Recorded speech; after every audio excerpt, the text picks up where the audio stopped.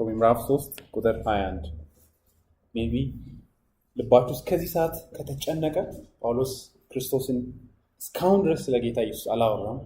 መፍትሄው ምን እንደሆነ ምንም አልተናገረም። የሰው ልጅ ችግር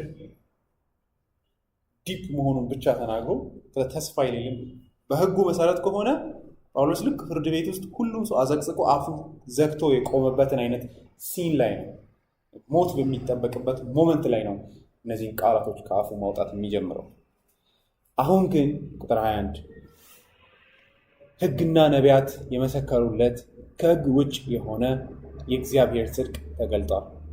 ይህ የእግዚአብሔር ጽድቅ ኢየሱስ ክርስቶስን በማመን የሚገኝ ጽድቅ ነው። ልዩነት የለም፣ ምክንያቱም ሁሉም ኃጢአትን ሰርተዋል፣ የእግዚአብሔርም ክብር ጎድሏቸዋል ይላል። አጭር ጸሎት እንጸልይ። እግዚአብሔር አምላካችን እስካሁን ስለነበረ ጊዜ እናመሰግናለን። አሁንም ቃልህን እንድታስተምረን ወንጌልህን እንድታስረዳን እግዚአብሔር አምላክ ሆይ የሰው አእምሮ ወንጌልህን ለመረዳት እንዳይችል እናውቃለን። እኛም ወንጌልህን ምን ያህል ልናበላሸው እንደምንችል ኃጢአት ውስጣችን እንዳለ ታውቃለህ እና አንተ ግን በእውነተኛ መንገድ ማስረዳት ስለምትችል እግዚአብሔር አምላክ በመንፈስ ቅዱስ በኩል ሁላችንንም እንድታስበን ወንጌልን በአግባቡ መረዳት እንችል ዘንድ እንድትረዳን እንለምንሃለን። ስለ ሁሉ ነገር ተባረክ፣ በኢየሱስ ስም አሜን።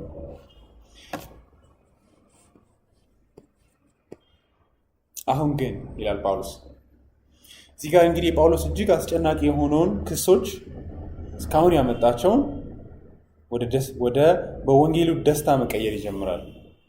ሊትራሊ ፍርድ ቤት ውስጥ በቃ ሊትራሊ ምንም ፋውንዴሽን ምንም ጠርጎ ሁሉን ነገር ካስወገደ በኋላ አሁን ግን በማለት መናገር ይጀምራል።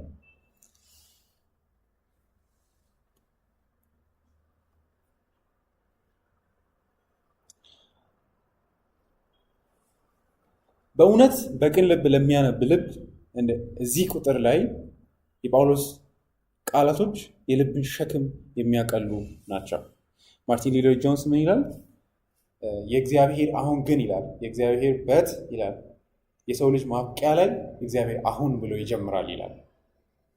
ወንጌላችን እንደዛ ነው። የሰው ልጅ ባበቃበት እግዚአብሔር አሁን ብሎ የሚጀምርበት ታሪክ ስለሆነ ማለት ነው። ማዳን የእግዚአብሔር ነው። ወንጌል ማለት በሰው ልጅ ውድቀት ላይ የእግዚአብሔር አሁን እንደማለት ነው።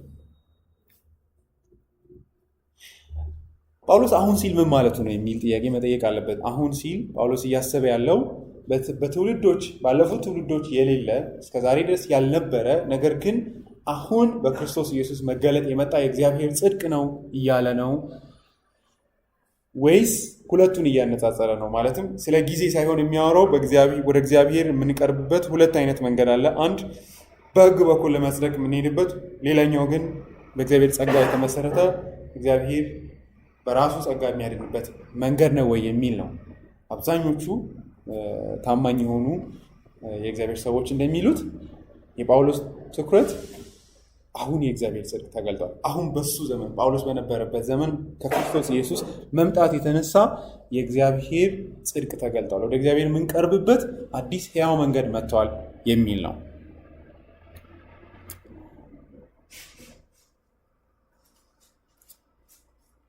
ቻርልስ ሆጅ ምን ይላል? The word now refers to that it had been taught already in the Old Testament. The word is but now may be regarded as merely marking the transition from one paragraph to another, or as a designation of time now under the gospel dispensation.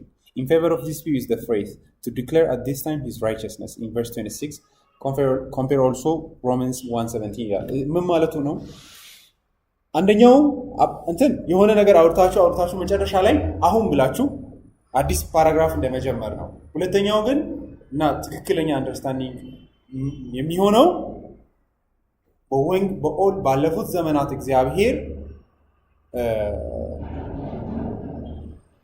ተስፋ ሰጥቶ አሁን አድርጎታል። አሁን በወንጌሉ በኩል ያ የእግዚአብሔር ጽድቅ በነፃ ወደ መሰጠት መጥቷል፣ ወይ ደግሞ አክቹዋሊ በታሪክ ውስጥ ተከስቷል፣ ግልጽ ሆኖም ደግሞ ይታያል የሚል ነው። ለዚህ ደግሞ ሮሜ ምዕራፍ 1:17ንም ከታች ደግሞ ሮሜ 3:26ንም ማየት እንችላለን በማለት ይናገራል። ሮሜ 1:17ን አይታችሁ ከሆነ ምን ይላል? በወንጌል አላፍርም፣ ቁጥር 16 ምክንያቱም ለሚያምን ሁሉ ለድነት የሚሆን የእግዚአብሔር ኃይል ነው። ይህም በመጀመሪያ ለአይሁድ በመጀመሪያ ለአይሁድ ቀጥሎም ለአሕዛብ ነው። በወንጌል የእግዚአብሔር ጽድቅ ተገልጧል። ጽድቁም ከመጀመሪያው እስከ መጨረሻ በእምነት የሆነ ነው። ጻድቅ በእምነት ይኖራል ተብሎ እንደተጻፈ ነው። የእግዚአብሔር ጽድቅ አሁን ተገልጧል የሚለው በወንጌል በክርስቶስ ኢየሱስ እግዚአብሔር ባመጣው ወንጌል ግን ተገልጧል፣ ታይቷል ማለት ነው። ይህንን አሁንን ከሕግና ነቢያት ጋር ማነጻጸር አለብን። ሕግና ነቢያት ከወንጌል በፊት የነበሩ ናቸው አይደለ? አሁን ግን አሁን እዚህ ጋር ነው ሕግና ነቢያት የመሰከሩለት ይላል። ስለዚህ አሁን የተገለጠ ወንጌል በሕግና በነቢያት የተመሰከረለት ወንጌል ነው እያለ ነው። ስለዚህ ጳውሎስ ሪሊ ወንጌሉ ሀፕን አድርጓል፣ የእግዚአብሔር ጸጋ የእግዚአብሔር ጽድቅ በክርስቶስ ኢየሱስ ተገልጧል እያለ ነው። አሁን ግን ሕግና ነቢያት የመሰከሩለት ከሕግ ውጭ የሆነ የእግዚአብሔር ጽድቅ ተገልጧል በማለት አሁንን በዚህ ተረዱልኝ። ከዛ አሁንን ከሕግና ነቢያት ጋር እናገናኝ። ሕግና ነቢያት የመሰከሩለት ሲል ጳውሎስ ምን ማለት ነው? አንደኛው ትርጉም ብሉይ ኪዳን ላይ የተሰጡ ተስፋዎችን በመፈጸም ታማኝነቱን ገልጧል የሚል ነው። እነዛ ዘመዶች እንደሚሉት ማለት ነው። ይህንን አንድም የድሮ የእግዚአብሔር ሰዎች አያስተሙም። ባይዜ ኮሜንታተሮች ወደኋላ ሮበርት ሳይልደን 18 ምናምን ውስጥ የነበረ ሰው ነው። ሆጅም እንደዛው፣ ካልቪን፣ ሉተር፣ አውጋስትን አንድም ሰው እንደዚህ አይነት ትምህርትን አያስተምሩም። በአሮጌው ኪዳን ውስጥ ያልነበረ የእግዚአብሔር ታማኝነት ተገልጧል ይላሉ። የሚለውንም የሚፈጽም አምላክ መሆኑን ታማኝነቱን ገልጧል። ስለዚህ እግዚአብሔር እኔ ባይዜ ቃሌን የማጥፋ አምላክ አይደለሁም ብሎ በወንጌል ውስጥ ገልጧል ነው። ሮሜ ምዕራፍ 1-3 ግን ከተረዳችሁ ጳውሎስ ችግር ነው የሚለው የእግዚአብሔር ታማኝነት አይደለም። እግዚአብሔር ታማኝ ነው አይደለም የጳውሎስ ትልቁ ችግር። ምክንያቱም እግዚአብሔር ችግር የለበትም። ጳውሎስ እንደሚለው ችግሩ የማን የሰው ልጅ ነው። ችግሩ ምንድን ነው ካላችሁ 3:9 ላይ ያለው ከዚህ አስቀድሞ ምን ብለናቸዋል? ከሰናቸዋል። ምን ብለን? አይሁድንም አሕዛብ ከሕግ በታች ከሰናቸዋል። ዳትስ አ ቢግ ፕሮብለም ነው። ችግሩ የሰው ልጅ ነው። የሰው ልጅ ኃጢአት ነው ችግሩ። እግዚአብሔር ለዛ ኃጢአት ሮሜ ምዕራፍ 1:18 ላይ እንደተናገረው የእግዚአብሔር ቁጣ በሰዎች አመፀኝነትና ክፋት ሁሉ ላይ ስለሚገለጥ ማለት ነው። ችግሩ ይሄ ነው። የሰው ልጅ ኃጢአተኛ ነው፣ የእግዚአብሔር ቁጣ ይገለጣል። ይህንን ሰትል የሚያደርግልን ወንጌል የትኛው ነው? ገብቷቸዋል። ምዕራፍ 1-3 ላይ ጳውሎስ አንድ ቦታ ላይ እግዚአብሔር ቃሉ ይፈጽማል አይፈጽምም አይደለም ጥያቄው። የሰው ልጅ ኃጢአተኛ ነው፣ እግዚአብሔር ደግሞ ቅዱስ ነው፣ ጻድቅ ነው። ደጋግሞ የሚነግረን ምንድን ነው? እግዚአብሔር ይፈርዳል፣ ፌር የሆነ ራይቸስ የሆነ አምላክ ነው፣ ደግሞ ሆሊ የሆነ አምላክ ነው ይላል። ስለዚህ ጳውሎስ ትልቁ ችግር ምንድን ነው? የሰው ልጅ ኃጢአተኝነት አለ፣ የእግዚአብሔር ቅድስና፣ የእግዚአብሔር ሆሊ የሆነ ጀጅመንት አኮርዲንግ ቱ ዘ ሎው አለ። በህጉ መሰረት እግዚአብሔር ይፈርዳል እያለ አይደለ? ደጋግሞ የሚነግረን እሱ ነው። ባይዘኛ ጳውሎስ አንድም ቦታ ላይ ዲያብሎስ ነው ችግሩ አይልም፣ የሆነ የማይታወቅ ይብል አለ አይልም። ደጋግሞ የሚነግረን 18 ላይ እንዳለው በክፋታቸውና እውነትን አፍነው በሚይዙ በአመፃቸውና በክፋታቸው ሁሉ ላይ የእግዚአብሔር ቁጣ ከሰማይ ይገለጣል። ምዕራፍ 2:1 ስለዚህ አንተ በሌላው ላይ የምትፈርድ የምታመካኝበት የለህም፣ በሌላው ላይ በምትፈርድበት ነገር ሁሉ ራስን ትኮንናለህ፣ ፈራጅ የሆነው አንተ ያንኑ ታደርጋለህና።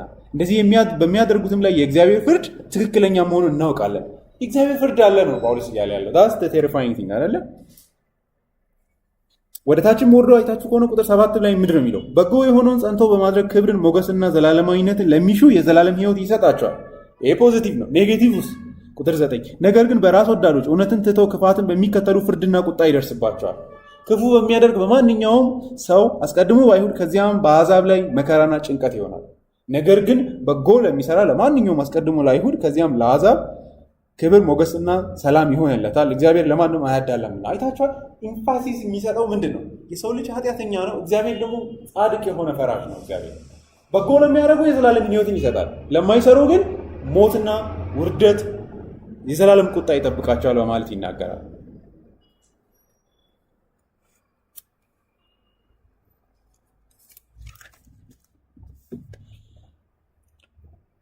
ታዲያ ማን ነው ከዚህ ጭንቀት የሚታደገን? ነው ወንጌሉም ደግሞ የሰጠን ይህንን ነው።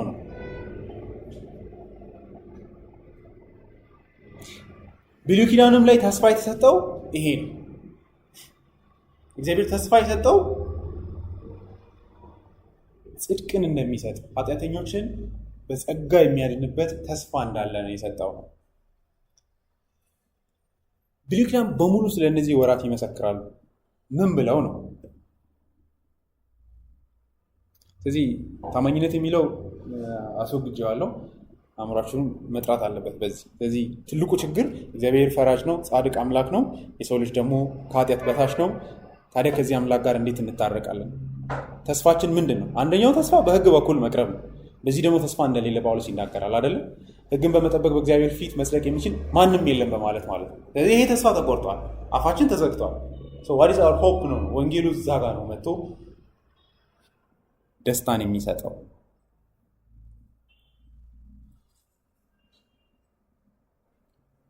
ይህን እንዳትረሱ። ወንጌል ፕራይሜርሊ ከእግዚአብሔር ቁጣ ከራሱ ከእግዚአብሔር መዳን ነው። ከዲያብሎስም ከማይታወቅ የኃጢአት ኃይል ወይ ደግሞ ከራሳችሁ መዳን አይደለም። ይህ ነው አይደለ? ከእግዚአብሔር ከራሱ መዳን ነው። ከእግዚአብሔር ቁጣ መትረፍ። ሮሜ ላይ ይህን ችግር ብቻ ነው የምታዩት። ጳውሎስ ችግር የሚለው ይህን ችግር ብቻ ነው። ችግሩም የእኛ ነው፣ እግዚአብሔር አይደለም። እግዚአብሔር ንጹሕ የሆነ አምላክ ነው። እኛ ግን ኃጢአተኞች ነን፣ የጎደፍነን። እንዴት ነው ይህንን አምላክ ፊት ለፊቱ የምንቀርበው ነው? ከእግዚአብሔር ጋር ሰላም የምናገኘው እንዴት ነው? ስለዚህ አሁን ወደዚህ እንምጣ። ታዲያ ይሄ እግዚአብሔር አደርጋለሁ ያለውን ይፈጽም። እግዚአብሔር በመሰረቱ አደርጋለሁ ያለውን የሚፈጽም አምላክ ነው። ያ ችግር የለበትም፣ ያደርጋል። እፈርዳለሁ ካለ ይፈርዳል፣ እገላለሁ ካለ ይገላል። እግዚአብሔር ታማኝ ነው። ታማኝ ነው በዚህ ያስፈራል እንጂ ደስታ አይሰጥም በሆነ ሴንስ አይደለ? ምክንያቱም አንደኛ ጢሞቴዎስ ላይ አይታችሁ ከሆነ ሁለተኛ ጢሞቴዎስ 2 ላይ ምን ይላል? እኛ ብንክደው እርሱ ራሱን መካድ ስለማይችል ተስፋ የለንም ነው የሚለው አይደለ? ብንክደው እርሱም ይክደናል፣ ምክንያቱም እሱ ራሱን ሊክድ አይችልም ይላል። ታማኝ አለመሆን አይችልም ይላል እግዚአብሔር። ወንጌል አይደለም ይሄ ምኑ ነው ደስ የሚለው ነው በሆነ ሴንስ። እግዚአብሔር አደርጋለሁ ያለውን የሚፈጽም መሆኑ ሪጆይስ አድርጉ፣ ደስ ይበላችሁ። እግዚአብሔር አደርጋለሁ ያለውን የሚፈጽም ነው። ግን እግዚአብሔር አንድ ነገር አደርጋለሁ ብሎ ግን አድርጎልናል አይደል? እርሱም ከራሱ ጋር አስታርቃለሁ ብሎ ተስፋ ሰጠን፣ አደረገው ያንን። ስለዚህ እግዚአብሔር ይመስገን፣ በዚህ ደስ ሊለን ይገባል። እንደዛ ቢሉ ኖሮ ደስ ባለን፣ ግን that's not the case።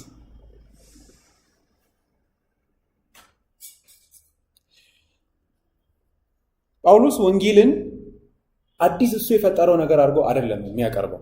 ጳውሎስ ትልቁ ነገር እሱ ነው። ምዕራፍ 1 ላይ ማየታችሁ ከሆነ ቁጥር 2 ላይ ስለዚህ ወንጌል በነቢያቱ በኩል በቅዱሳት መጽሐፍት አስቀድሞ ተስፋ ሰጠ ይላል።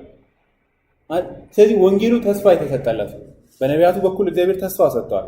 ስለ ወንጌል ምን ማለቱ ነው ካላችሁ በቅዱሳት መጽሐፍት አንዱ ማሳያ እግዚአብሔር በዕንባቆም መጽሐፍ ላይ የሰጠው ተስፋ ነው። እሱ ምንድን ነው? ቁጥር 17 ላይ ያለው በወንጌል የእግዚአብሔር ጽድቅ ተገልጧል፣ ጽድቁም ከመጀመሪያው እስከ መጨረሻው በእምነት የሆነ ነው፣ ጻድቅ በእምነት ይኖራል ተብሎ እንደተጻፈው ይላል። ዕንባቆም ላይ እንደተጻፈው ጽድቅ በእምነት ምን ይሆናል? ይገኛል። ያ ጽድቅ እግዚአብሔር ወደፊት እንደሚያሳይ እንደሚገልጥ ተስፋ ሰጥቶ ነበር። በክርስቶስ ኢየሱስ አደረገው። ያንን እግዚአብሔር ሰጠ። ንጹሕ የሆነ የሰው እጅ የሌለበት የራሱ ከእርሱ የተሰጠ ጽድቅ ማለት ነው።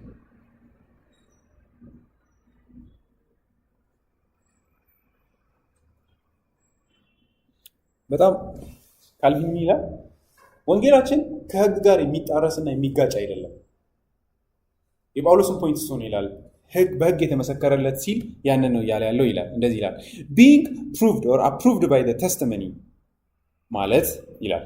ሕግ የተመሰከረለት ማለት ነው ብሎ ዲስክራይብ ሲያደርግ ይላል he add this lest in the conferring of a free righteousness the gospel should seem to militate against the law ሕግን የሚጻረር ሕግን የሚያስወግድ እንዳይመስለን and then he has denied that the righteousness of faith needs the aid of the law, so now he asserts that it is confirmed by its testimony. If then the law affords its testimony to the gracious righteousness, it is evident that the law was not given for this end, to each man how to attain righteousness by works ይላል። ይሄ ምን ማለት መሰላችሁ? ምን እያለ ነው? ሕግ ራሱ እንደማያድን ብታውቁት ይላል። ሕግ ራሱ ለሚገለጠው ለክርስቶስ ኢየሱስ ወንጌል ምስክርነት ነው የሚሰጠው ይላል። ምስክርነቱ ምንድነው ነው ጥያቄ። የመጀመሪያው ምስክርነት ቅድም እንዳለው ቁጥር 19 እና 20 ላይ እንዳየነው ነው። ሕግን በመጠበቅ ማንም እንዳይጸድቅ ከሕግ በታች ላሉት ሕግ ይህንን እንዲናገር እናውቃለን። ይሄ የሕግ ሰርቪስ በዚህ ወንጌልን ሰርቭ እያደረገ ነው። ሕግ አይደለም በሕግ እንደማይጸደቅ በመናገር ማለት ነው። በዚህ ምስክርነት ማለት በሆነ ሴንስ እኔ አይደለሁም ብሎ ለዛ ነገር ልክ ያንን ዲስክራይብ ሊያደርግልን የሚችለው የዮሐንስ የመጥምቁ ዮሐንስ አንደኛ ዮሐንስ ወንጌል ምዕራፍ 1 ቁጥር 8-9 ላይ ከዛ ወደ ቁጥር 20 ወርጄ ሞሮለት ይሄ በትክክል ፕሬዘንት ሊያደርገው ይችላል ብዬ ስለማስብ ነው። ምስክርነት የሚለውን የሚያሳይልን ማለት ነው። ቁጥር 6 ከእግዚአብሔር የተላከ ዮሐንስ የተባለ አንድ ሰው ነበር። ሰዎች ሁሉ በእርሱ በኩል እንዲያምኑ ስለ ብርሃን ምስክር ሆኖ ለመቆም መጣ። ስለ ብርሃን ሊመሰክር መጣ እንጂ እርሱ ራሱ ብርሃን አልነበረም። ለሰው ሁሉ ብርሃን ሰጪ የሆነ እውነተኛው ብርሃን ወደ ዓለም ይመጣ ነበር ይላል። እርሱ ብርሃን አልነበረም። ከዛ ወደታች ምስክርነት ግን ሰጠ ለዚህ ለእግዚአብሔር ልጅ። ከዛ ቁጥር 19ና 20 ላንብብላቸው። አይሁድ ማንነቱን እንዲጠይቁት ካህናትንና ሌዋውያንን ከኢየሩሳሌም ወደ እርሱ ሲልኩ ዮሐንስ የሰጠው ምስክርነት ይሄ ነው። ቁጥር 20 ከመመስከርም ወደኋላ አላለም፣ እኔ ክርስቶስ አይደለሁም ብሎ በግልጽ መሰከረ በማለት ይናገራል። ልክ የሕግ ምስክርነት እኔ ጋር አይደለም ድነት ወደፊት በሚመጣ በእግዚአብሔር ልጅ ላይ ነው በማለት ተስፋ ሰጥቷል። ምክንያቱም በሕግ ውስጥ ድነት እንደሌለ፣ ሕይወት እንደሌለ፣ መዳን እንደሌለ ሕግ ራሱ በዚህ ወደ ክርስቶስ ይመራል። የሰዎችን ጉድለት በማሳየት ክርስቶስን ይጠቁማል። ሕግ በጣም ተረድታችሁኛል አንድ ሰውን የሚለው ሕግን አንድ ሰው ከተመለከተ በኋላ የሕግ ስራ ወደ ኢየሱስ ክርስቶስ መጠቆም ነው እና ያንን አቅጣጫ የሚሄድ ሰው ሕግን ሰርቭ አድርጓል ማለት ነው። ሕግን ተረድቷል ማለት ነው። ይሄ ሕግን ፓርቲኩላርሊ ስንረዳ ነው። በሌላው ቅርጽ ደግሞ 5ቱ የሙሴ ሕግ መጽሐፍት እንደ አንድ የሕግ መጽሐፍት ናቸው። ኢነሰንስ ዱ ዚስ ኤንድ ዩ ሻል ሊቭ ነው የኦሪት መጽሐፍትን የሚያጠቃልለው። ግን በዛ ውስጥም የእግዚአብሔር ወንጌል ምስክርነት አለ። ምን ማለት ነው? ጳውሎስ ሕግ ሲል ብዙ ጊዜ ሆል የሙሴን መጽሐፍትንም ነው። በሌላ መልክ ደግሞ ሆል ብሉይ ኪዳንንም ጭምር ነው። ለምሳሌ አንደኛ ቆሮንቶስ ላይ እንደዚህ ይላል ስለ ሕግ ሲያወራ ምዕራፍ 14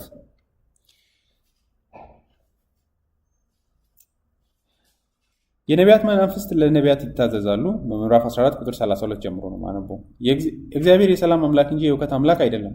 በቅዱሳት ቤተ ክርስቲያናት ሁሉ እንዲሁ ነው። ሴቶች በጉባኤ ዝም ይበሉ፣ ሕግም እንደሚለው እንዲታዘዙ እንጂ እንዲናገሩ አልተፈቀደላቸውም። ይህን ሲል ምን ማለት ነው? 10ቱ ትእዛዛት ላይ ስለ ሴቶች የሚያወራ ነገር የለም አይደለ? የት ነው ካላችሁ ዘፍጥረት ምዕራፍ 3 ላይ እግዚአብሔር ሴቶች ለወንዶች እንዲገዙ ከውድቀት በኋላ የፈረደውን ፍርድ ነው ሪፈር እያደረገ ያለው። ያንን ግን ምን ይለዋል ጳውሎስ? ሕግ ነው የሚለው።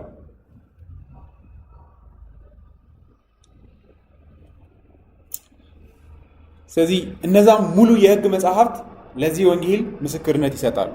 ሕግ በራሱ በውስጡ ማድረግን የተሸከመ ነው። በሙሴ የተጻፉ ናቸው። ሙሴ ነው ሪፕሬዘንተሩ። የሙሴ ትልቅ ስራው መኮንን ነው። መጽሐፍ ቅዱስ በዚህ ሙሴን እንደ ሕግ ሪፕሬዘንቴሽን ነው የሚያስቀምጠው አይደለ? ሁሌም ሕግ በሙሴ ተሰጠ ሲባል ሙሴ ሕግ በሙሴ ጸጋና እውነት ግን በክርስቶስ ነው ዮሐንስ ወንጌል ላይ ሲል ራሱ እሱን ነው እያሰበ ያለው። ሙሴ የሕግ ሪፕሬዘንተር ነው። ያንስን ለምሳሌ ዮሐንስ ወንጌል ምዕራፍ 5 ላይ መመልከት ትችላላችሁ።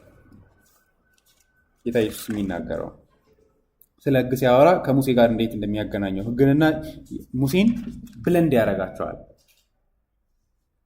ምዕራፍ 5 ቁጥር 38 የላከውንም ስላላመናችሁ ቃሉ በእናንተ አይኖርም። በእነርሱ የዘላለም ሕይወት የምታገኙ እየመሰላችሁ መጽሐፍትን ትመረምራላችሁ። እነዚህ መጽሐፍት ስለ እኔ የሚመሰክሩ ናቸው። እናንተ ግን ሕይወት እንዲኖራቸው ወደ እኔ መምጣት አትፈልጉም። ከዛ ወደ ታች ውረዱ። ቁጥር 45 ከሳሻችሁ ተስፋ የጣላችሁበት ሙሴ እንጂ እኔ በአብ ፊት የምከሳችሁ አይምሰላችሁ። እነሱ የሙሴን መጽሐፍት ይዘው ነው የሚኩራሩት አይደለ? ከዛ ሙሴንና መጽሐፍቱን ሁለቱን አንድ አድርጎ አስመሰል አይደለ? አንድ አደረጋቸው። እኔ በአብ ፊት የምከሳችሁ አይምሰላችሁ። ሙሴን ብታምኑ ኖሮ እኔንም ባመናችሁ ነበር፣ ምክንያቱም እርሱ የጻፈው ስለ እኔ ነው።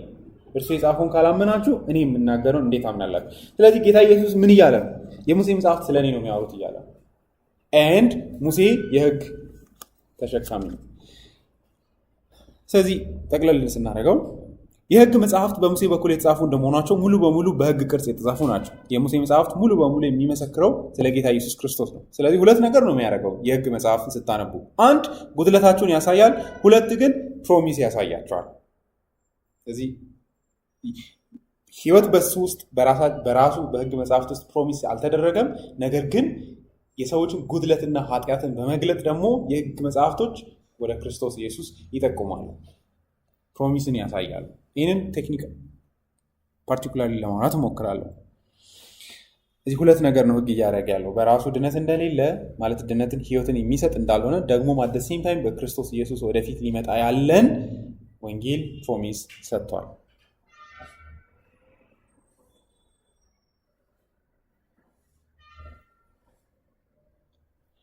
ስለዚህ ብሉይ ኪዳን በራሱ ውስጥ የህይወት ተስፋን አልተሸከመም። ነገር ግን በክርስቶስ ኢየሱስ ሊገለጥ ያለን ወንጌል ተስፋ የሚሰጥ ነው። የህግ ምስክርነት ጆን ካልቪን እንደዚህ ይላል። Hence they forbid it who turn it to answer any purpose of this kind. And further, if you desire a proof of this truth, examine in order the chief things taught by Moses, and you will find that man, being cast from the kingdom of God, had no other restoration from the beginning than that contained in the evangelical promise through the blessed seed. የመጀመሪያ የወንጌልን ተስፋ የምታገኙት በማን መጽሐፍ ውስጥ ነው? በሙሴ መጽሐፍ ውስጥ ነው። እሱም ዘፍጥረት ምዕራፍ 3:15 ላይ ነው። የወንጌል ተስፋ የተሰጠው በዛው በህግ መጽሐፍ ውስጥ አይደለም። ወደፊት የሚያድን ታዳጊ ይመጣል። ከእግዚአብሔር ኪንግደም እንደተቆረጡ ነው አይደለ? ከእግዚአብሔር መንግስት ከእግዚአብሔር መገኘት እንደወጡ ይሄ ፕሮሚስ ነው የተሰጣቸው ይላል። ከዛ እንደዚህ ይላል by whom as it had been foretold the serpent's head was to be bruised and through whom a blessing to the nation had been promised ይላል። ከዛ እንደዚህ ይላል። ይሄን ዘፍጥረት መጽሐፍን አለ። ከዛ ግን ዘጸአት መጽሐፍን ሳመሪ የሚያደርግበት መንገድ ተመልከቱ። you will find in the commandments a demonstration of your iniquity ይላል። የዘጸአት መጽሐፍ ሙሉ ትኩረቱ ምንድነው? ጉድለትን ማሳየት ነው ይላል። ስለዚህ ህግ አንድ ክርስቶስ ዘፍጥረት ላይ ወደፊትን ተስፋ በመስጠት ይመሰክርለታል ስለ ኢየሱስ። ከዛ ደግሞ በሙሴ ዘጸአት 20 ላይ እንደተሰጠው ደግሞ ሙሉም ዘጸአት መጽሐፍን ስታነቡ እንደሚሰማችሁ በራሱ በዛው መጽሐፍ ውስጥ የምትቀርቡ ከሆነ የእናንተን ውድቀትና ድካም የሚያሳይ ነው። And from the sacrifices and the oblations you may learn that satisfaction and the cleansing are to be obtained in Christ alone ይላል። በዛው ደግሞ ምን ተሰጠ? እግዚአብሔር መስዋዕቶችን ሰጠ። በዚህ ምን ተስፋ ሰጠ? ደግሞ ጉድለትን አሳይቶ በዛውም ያውም ራሱ መጽሐፍ ደግሞ ምን ይሰጣል? ተስፋን ይሰጣል። በደም ውስጥ ስርየትን ያሳያል እግዚአብሔር ይላል።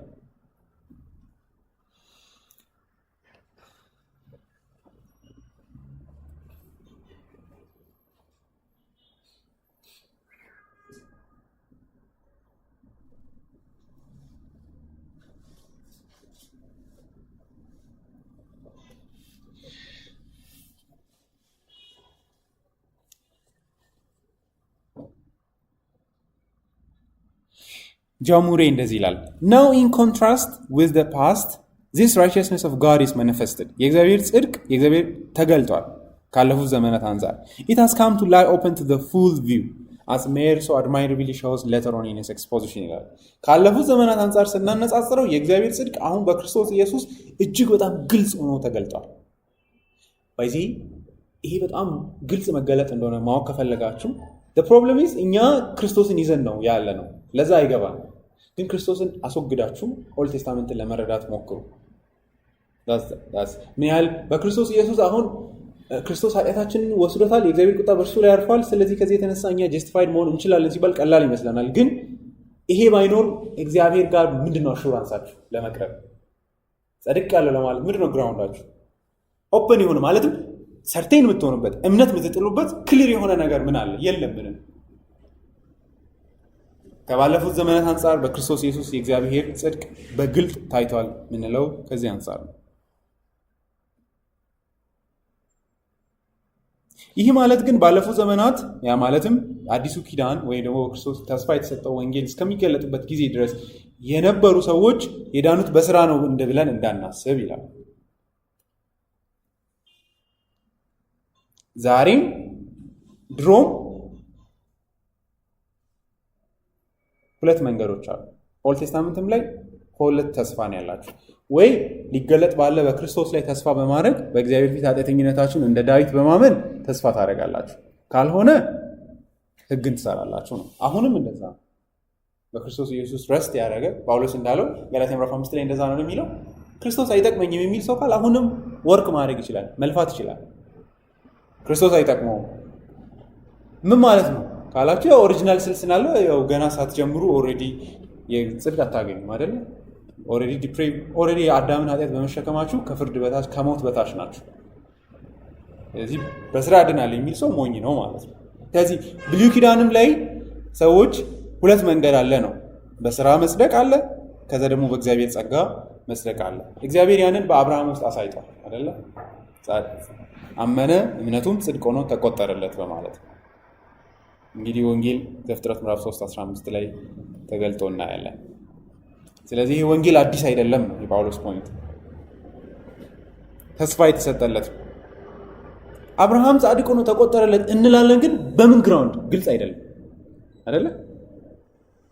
ዘፍጥረት ምዕራፍ 15ን ከፍታችሁ አመነ ጽድቅ ሆኖ ተቆጠረለት ለምን? ምክንያቱም በኋላ በእግዚአብሔር መገለጥ ማለትም ዘጸአት ላይ እግዚአብሔር ለሙሴ ራሱን ሲገልጥ ኃጢአትን አላልፍም ይላል። እንዴት ነው? we know that ጽድቅ በእምነት እንደሚገኝ በስራ እንደማይገኝ ግን ክሊር አይደለም።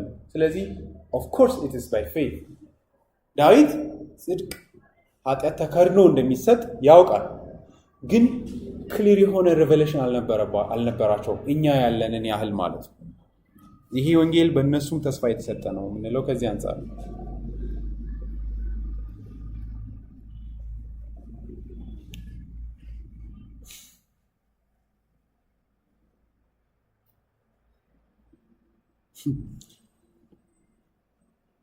እንደ ጳውሎስ ከሆነ ያለፉት ነቢያትና የወንጌል ያለፉት ዘመናት ላይ ያሉት የሕግና የነቢያት ሁሉ ምስክርነት ምንድን ነው? ወንጌል ምንድን ነው ለብሉይ ኪዳን? አሁን ግን ሕግና ነቢያት የመሰከሩለት ከሕግ ውጭ የሆነ የእግዚአብሔር ጽድቅ ተገልጧል ነው። ወንጌል ማለት የእግዚአብሔር ጽድቅ ተገልጧል ማለት ነው። ሲሪየስሊ ይሄ ነው ወንጌል ማለት። ወንጌል ተስፋ የወንጌሉ ተስፋ የኃጢአት ይቅርታ ተገኝቶ በክርስቶስ ኢየሱስ የክርስቶስ ኢየሱስን ጽድቅ ወንጌል የኃጢአት ይቅርታ የሚገኝበትን ደግሞም ጽድቅ ተገኝቶ በእግዚአብሔር ፊት የሚቆምበትን ተስፋ የሚሰጥ ወንጌል ማለት በጣም ቀላል በሆነ ቋንቋ እናስቀምጥ ካልን የክርስቶስ ኢየሱስን ጽድቅ ለብሶ ከእግዚአብሔር ቁጣ መትረፍ። የብሉይ መጽሐፍት ልብ ይሄ ነው። ሮበርት ሄለን እንደዚህ ይላል፣ why is the gospel is the power of God unto salvation ይላል። ወንጌል የእግዚአብሔር ኃይል ነው የምንለው ለምንድን ነው? ለድነት የሚሆን ኃይል ነው የምንለው። how few give the clear and unfaltering answer of the apostle ይላል። because therein is the righteousness of God revealed ይላል። ይሄ የሚገባው ጥቂት ሰው ነው ይላል። እውነቱን ነው። አይ ቲንክ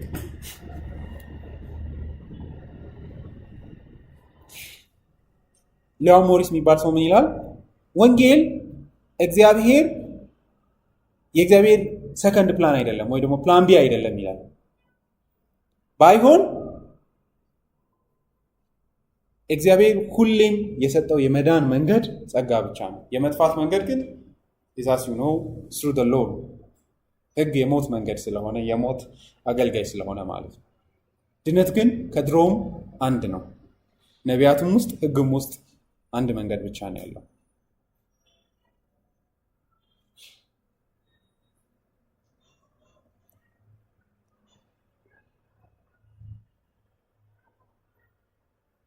በጣም የሚያምር ቃል ነው። ይሄን ላንብብላችሁ። And both faith point to the truth that right standing comes from God. በእግዚአብሔር ፊት ንጹህ ሆኖ መቆም ከእግዚአብሔር የሚሰጥ ስጦታ ነው። Paul's great example is Abraham, which is from the law. ምክንያቱም ዘፍጥረት የሕግ መጽሐፍ ስለሆነ። And his great text Romans 1:17 is from the prophets ይላል። አይታችኋል? ሮሜ ምዕራፍ 1:17 ከዕንባቆም ነው የተወሰደው፣ ከነቢያት የተወሰደች ናት። የአብርሃም ታሪክ ከዘፍጥረት ምዕራፍ 15 የተወሰደ ነው። በሕግ ተስፋ የተሰጠለት ወንጌል፣ በዕንባቆም ተስፋ የተሰጠለት ወንጌል ይሄ ነው ይላል። ከዛ እንደዚህ ይላል ሳመሪ ሲሰራ what Paul is saying is soundly based, it's not some minor truth tucked away in an obscure corner of scripture ይላል። የሆነች መጽሐፍ ቅዱስ የሆነች ቦታ ላይ ያለ አንድ ጥቅስ ወንጌል አይደለም, but a great truth blazoned forth in both law and the prophets ይላል። and at the present participle being witness to indicate that the testimony of the Old Testament continues ይላል። አሁንም የኦልድ ቴስታመንት መጽሐፍ ለክርስቶስ ምስክርነታቸውን ይሰጣሉ። አንዳንድ ቴክስቶችን ላሳያቸው። እንግዲህ ወንጌል በእግዚአብሔር ተስፋ የተሰጠ የብሉይ ኪዳን ተስፋ እንደሆነ እንድታዩ ማለት ብሉይ ኪዳን ውስጥ ብሉይ ኪዳን ደጋግሞ ምስክርነት የሚሰጠው ለዚህ ነው። ዮሐንስ ወንጌል ምዕራፍ 3:11 ይሄን አለመረዳቱ ነው ኒቆዲሞስን ወንጌል አልተረዳም የሚያስብለው፣ ወይም ደግሞ ሙሴን በአግባቡ አላነበበም የሚያስብለው። ቁጥር 9 ኒቆዲሞስ ይሄ እንዴት ሊሆን ይችላል ሲል ጠየቀው። ኢየሱስም እንዲህ ሲል መለሰለት፣ አንተ የእስራኤል መምህር ሆነ ሳለህ እነዚህን ነገሮች አታውቅምን? እውነት እልሃለሁ። እንግዲህ ኢየሱስ አልሞተም፣ እዚህ ላይ መርሳት የለባችሁ፣ ግን ማወቅ አለብህ እያለው ነው። ቁጥር 11 እውነት እልሃለሁ የምናውቀውን እንናገራለን፣ ያየነውንም እንመሰክራለን፣ እናንተ ግን ምስክርነታችንን አትቀበሉ። ቁጥር 12 ስለ ምድራዊ ነገር ነግሬያችሁ ያላመናችሁ ስለ ሰማያዊ ነገር ብነግራችሁ እንዴት ታምናላችሁ? እንግዲህ ሰማያዊ ነገር እንደሆነ ተመልከቱ። ቁጥር 13 ከሰማይ ከወረደው ከሰው ልጅ በቀር ወደ ሰማይ የወጣ ማንም የለም። ሙሴ በምድረ በዳ እባብን እንደሰቀለ የሰውም ልጅ እንዲሁ ሊሰቀል ይገባዋል፣ ይኸውም በእርሱ የሚያምን ሁሉ የዘላለም ሕይወት እንዲኖረው ነው። ዘኍልቍ ምዕራፍ 21 ነው ይሄን እዚህ ጋር መጥቶ ኢየሱስ እየጠቀሰ ያለው። ይሄ ወንጌል ነው እያለ ነው ጌታ ኢየሱስ አይደለ? you have to wonder about this አይደለ? out of nowhere እግዚአብሔር ለምንድን ነው ወደ ላይ ከፍ አድርገህ ስቀል የሚለው አይደለ? እባብ ስቀል ላይ እንድታስቀምጥ ፈልጋለሁ ይላል። why ማለት ወንጌል ዝም ብሎ ከሰማይ ዱብ ብሎ የወረደ ነገር አይደለም። it's God's design የእግዚአብሔር በጣም በብዙ ምስክርነት የመጣ ነው እንጂ ድንገት የሆነ አይደለም። ከዛ እባቡ አዳናቸው አይደለ? ፍርድ ነው። እባቦቹ የእግዚአብሔር ፍርድ መገለጫ ናቸው አይደል? እግዚአብሔር ነው ሲያምፁበት እባብ የሰደደባቸው። እባቦቹ የእግዚአብሔር ፍርድ ምልክቶች ናቸው። ደግሞ እባብ አሰርቶ እላይ አስቀምጦ እባብ እንዲመለከተው ከዛ ይድናሉ አለ። ኢየሱስ ይህንን አምጥቶ ዘኍልቍን አንብበ ይህን እንዴት አልተረዳህም ይለዋል። መረዳት ነበረብህ ይለዋል። እኔ አያገባኝም፣ መረዳት ነበረበት። ገብቷቸዋል። ኒቆዲሞስ ማወቅ ነበረበት። አንደኛ ቆሮንቶስ ምዕራፍ 10 ላይ ለምሳሌ እንደዚህ ይላል ጳውሎስ። ይታቁት ነው ምዕራፍ 10 ቁጥር 1 ወንድሞቼ አባቶቻችን ሁሉ ከደመናው በታች እንደነበሩና በባህሩ ውስጥ እንደተሻገሩ ታውቁ ዘንድ እፈልጋለሁ። እነርሱ ሁሉ ከሙሴ ጋር ለመተባበር በደመናና በባህር ተጠመቁ። ሁሉም ከአንድ መንፈሳዊ ምግብ በሉ፣ ሁሉም ከአንድ መንፈሳዊ መጠጥ ጠጡ። ይከተላቸው ከነበረው መንፈሳዊ ዓለት ጠጥተዋልና ያ ዓለት ክርስቶስ ነበር ይላል። ዘፍጥረት ምዕራፍ 14 የመልከጼዴቅ ታሪክ የዕብራውያን ጸሐፊ ወንጌልን የሚያስረዳበት the greatest text ነው አይደለ? የሳሌም ንጉስ ነው። you have to ask ነው የዕብራውያን ጸሐፊ እያለ ያለው አይደለ? ሰውየው የዘር ሐረግ የለውም፣ አልተጻፈም፣ ዱብ ነው ያለው out of nowhere ነው። ከዛ እዛ ላይ ቆሞ ከመዝሙር 110 ጋር በማገናኘት እንደ መልከጼዴቅ ያለ ሊቀ ካህን እንዲነሳ ይገባል። እግዚአብሔርም ደግሞ እንደ መልከጼዴቅ አይነት ካህን እግዚአብሔር አያውቅም ማለት እግዚአብሔር ያውቃል። እግዚአብሔር የሚሰጠው ምን እንደሆነ ያውቃል ነው። ምክንያቱም መዝሙር 110 እና ዘፍጥረት ምዕራፍ 14ን ካገናኛችሁ የክርስቶስን ክህነት ነው የሚያሳየው። that's the greatest gospel አይደል? የዕብራውያን ጸሐፊ የሚለው እሱ ነው። ወንጌል የሚለው እሱ ነው። ይህንን ታላቅ መዳን ቸል ብንል፣ የዚህን ታላቅ ጌታ አገልግሎት ክህነት ቸል ብንል ሌላ ተስፋ የለም። ክህነት ሲል ባይዜ ደግሞ don't forget this ስፔሲፊካሊ እያለ ያለው ዕብራውያን መልእክት ምዕራፍ 10 ላይ ያለው የእግዚአብሔርን ልጅ ደም የረገጠ ያን የተቀደሰበትንም ደም ያክፋፋ የጸጋውን መንፈስ ያክፋፋ እንዴት አይነት ይበልጥ የሆነ የሙሴ ሕግን የናቀ ሁለት ሰው ቢመሰክርበት እንዲሞት እና ሞት እንደተገባው ታውቃለች። 2 እና 3 ሰው ቢመሰክርበት ታዲያ እግዚአብሔር ልጅን የረገጠ ያ ማለት የክርስቶስን ክህነት መተውን ከምን ጋር እያመሳሰለ ነው? የመስቀሉን ደም እንደ መርገጥ እኩል እያደረገው ነው። የሆነ ክህነት ማለት የክርስቶስን ኦፊስ ዲናይ ማድረግ አይደለም። ኢየሱስ ካህን አይደለም ብሎ መዝጋት አይደለም። ያ ማለት ሊትራሊ ፔናል ሰብስቲቱሽን ሪጀክት ማድረግ ማለት ነው። እኔ እንደዛ ብዬ ዘሞስ ግልጽ ትርጉም እሱ ነው የሚሆነው። ዘፍጥረት ምዕራፍ 49 ቁጥር 10 ላይ ከይሁዳ ነገድ በትረ መንግስት እንዲነሳ ተስፋ ይሰጣል። ዘጸአት ምዕራፍ 12 ላይ የፋሲካ በግ አንዳች አጥንት እንዳይሰብሩ ተነግሯቸው እንደነበረ እናውቃለን። ዮሐንስ ወንጌል ላይ ጌታ ኢየሱስ ክርስቶስ ሲሞት ጎኑን አጥንት እንዳልሰበሩ በመናገር የትንቢት ቃል እንደተፈጸመ ዮሐንስ ይናገራል። ሉቃስ ወንጌል ምዕራፍ 24 25 እና 27 ድረስ ጌታ ኢየሱስ ክርስቶስ ነቢያት፣ መዝሙር፣ መጽሐፍት ሁሉ ክርስቶስ ኢየሱስ መከራ እንዲቀበልና እንዲሞት እንደሚናገር ይናገራል። ሐዋርያት ሥራ ምዕራፍ 24 ቁጥር 14 ላይ ጳውሎስ እኔ ነቢያትና በሕግ ሁሉ የተጻፉትን የማምን ሰው ነኝ በማለት ይናገራል። ሐዋርያት ምዕራፍ 3 18 ላይ ጴጥሮስ ሕግና ነቢያት፣ መዝሙር ሁሉ ስለ እነዚህ ወራት ተናግሯል በማለት ይናገራል። ሐዋርያት ምዕራፍ 26 ቁጥር 22 ላይ ጳውሎስ ራሱ እንደዚህ አይነት ነገር ይናገራል። ስለ ወንጌል ምዕራፍ 26 ቁጥር 22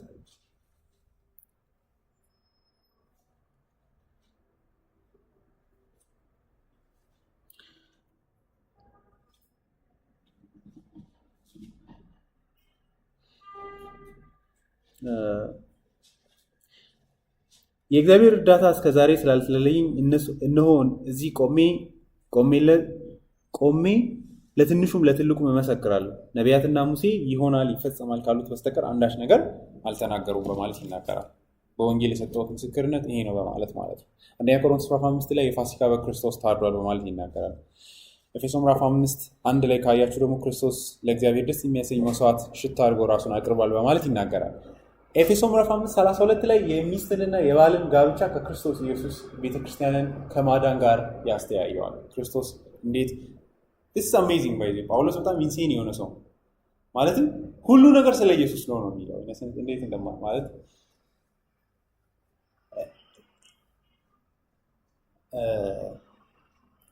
እግዚአብሔር በፍጥረት ውስጥ ያስቀመጣቸው መገለጦች በሙሉ ሄደው ክላይማክስ ላይ የሚደርሱት እግዚአብሔር በክርስቶስ ወንጌል ያደረገውን ነገር እንዲናገሩ ነው፣ እንዲገልጡ ነው። ጳውሎስ ራሱ በዚህ ስትሬንጅ የሆነ ነገር እንደሚያወራ ራሱ ይናገራል አይደለ? ኤፌሶን ምዕራፍ 5 ላይ ታችሁ ከሆነ ምዕራፍ 5 ላይ ቁጥር 32 ላይ ስለ ጋብቻ ያወራና ቁጥር 29 የገዛ ስጋውን የሚጠላ ማንም የለም፣ ይመግበዋል፣ ይንከባከበዋል። ክርስቶስም ለቤተ ክርስቲያን ያደረገው ልክ እንደዚሁ ነው።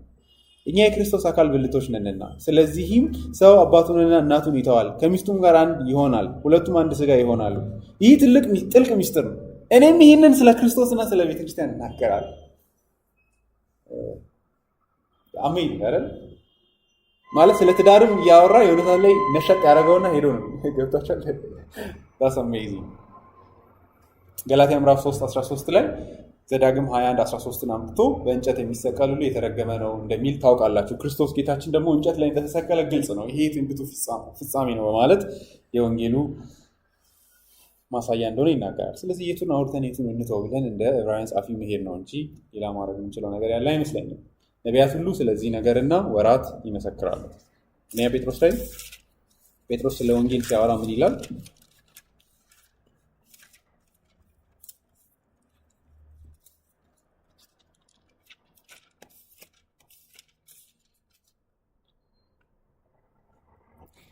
ምዕራፍ 1 ቁጥር 10 እኔ ጴጥሮስ ለእናንተ ስለሚሰጠው ጸጋ ትንቢት የተናገሩት ነቢያት ስለዚህ ድነት ተግተው በጥንቃቄ ይመረምሩ ነበር። በእነርሱም ውስጥ የነበረው የክርስቶስ መንፈስ ስለ ክርስቶስ መከራ እንዲሁም ከመከራው በኋላ ስለሚሆነው ክብር አስቀድሞ በመናገር ያመለከታቸው ጊዜ መቼና እንዴት እንደሚፈጸም ይመረምሩ ነበር።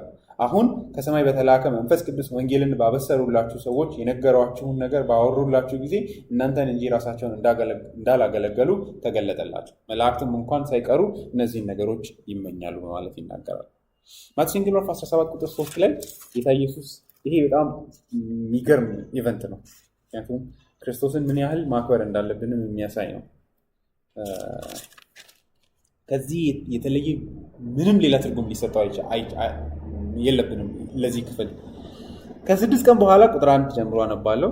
ማቴዎስ ወንጌል ምዕራፍ 17 ከ6 ቀን በኋላ ኢየሱስ ጴጥሮስና ያዕቆብን እንዲሁም የያዕቆብን ወንድም ዮሐንስን ወደ አንድ ከፍ ያለ ተራራ ብቻቸውን ይዟቸው ወጣ። በዚያም በፊታቸው መልኩ ተቀየረ፣ ፊቱም እንደ ፀሐይ አበራ፣ ልብሱም እንደ ብርሃን አንጸባረቀ።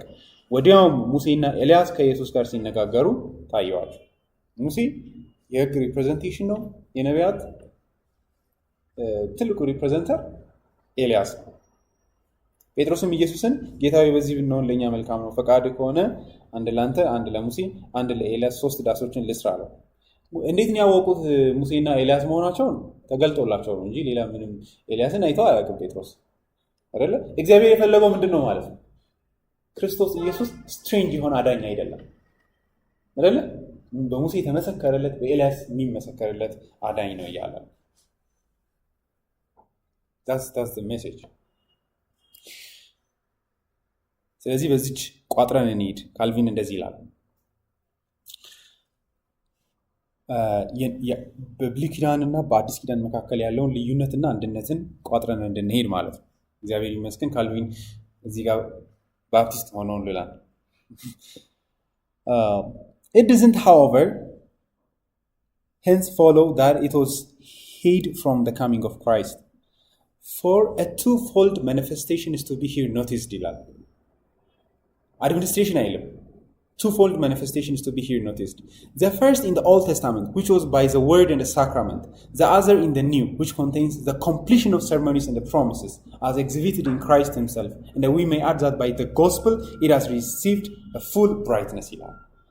በብሉይ ኪዳን ውስጥ በምን በተነገረው በተስፋ ቃሎችና በምን በሳክራመንቶች አይደለ በመስዋዕቶች ሪፕሬዘንት አድርገዋል ክርስቶስን ወደፊት እንደሚመጣ።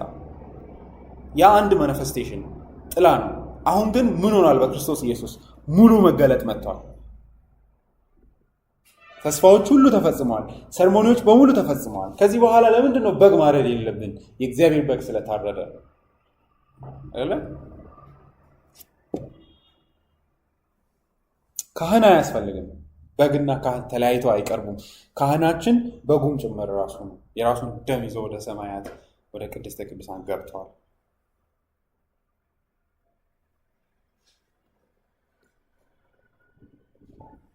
ስለዚህ ብሉይ ውስጥም እውነተኛ ወንጌልን የተረዱ ሰዎች አሉ።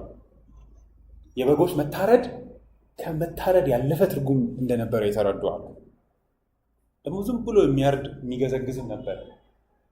ገብቷቸዋል። ያልዳነ ማለት ወንጌል ያልገባው ነበር።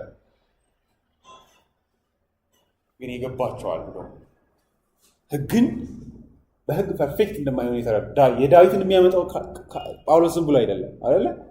ኃጢአቱ የተሸፈነችለት የተከደነችለት ገብቶታል ማለት ነው አይደል? እግዚአብሔር በጸጋው ካልራራ በስተቀር እውነተኛ ብጽዕና ኃጢአት መሸፈን አለበት እያለ ኃጢአት መከደን አለበት እያለ እዚህ ኃጢአታቸውን የተረዱ ማለት ነው በእግዚአብሔር ጸጋ። ዳዊት እንደዛ ነው። ዳዊት በጣም የሚገርም ሰው ነው አይደለ? መዝሙር 51 ላይ ራሱ እንደ ምህረትና እንደ ቸርነት መጠን ማረኝ ራራልኝ ነው የሚለው። by your mercy ነው የሚለው። በአንተ ምህረት not account በስራዬ አይደለም ጀጅ አድርገኝ የሚለው እንደ ጸጋና እንደ ምህረት ማለት ነው። መዝሙር 143 ቁጥር 2 ቅድም ያነበብነው ራሱ ማለት ነው።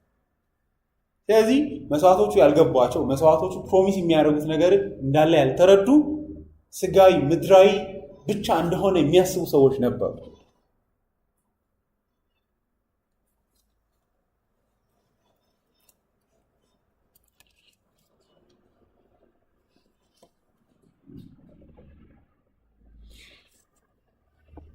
ስለዚህ ሕግ ሁለት ስራ ነው አይደል? እዚህ ጋር የሚሰራልን ማለት ነው። አንድ ተስፋ ያስቆርጣል፣ በዚህ ሕግ ያስጨንቃል። ግን ደግሞ ሕግ ከራሱ አልፎ ደግሞ ክርስቶስ ውስጥ ድነት እንዳለ ምስክርነት ሰጥቷል። ያም ማለት ቅድም እንዳልኳችሁ መስዋዕቶቹ ሁሉ በሕግ ውስጥ ያሉ ናቸው፣ ተስፋ የሚሰጡ ማለት ነው ለወንጌል። ከዛ ጳውሎስ በጣም የሚናገረው ነገር ሜቢ ለሪፎርምድ ለእኛ የሞትና የህይወት ጉዳይ የሆነች ክፍል ናች። ከሕግ ውጭ የሆነ የምትለው ማለት ነው።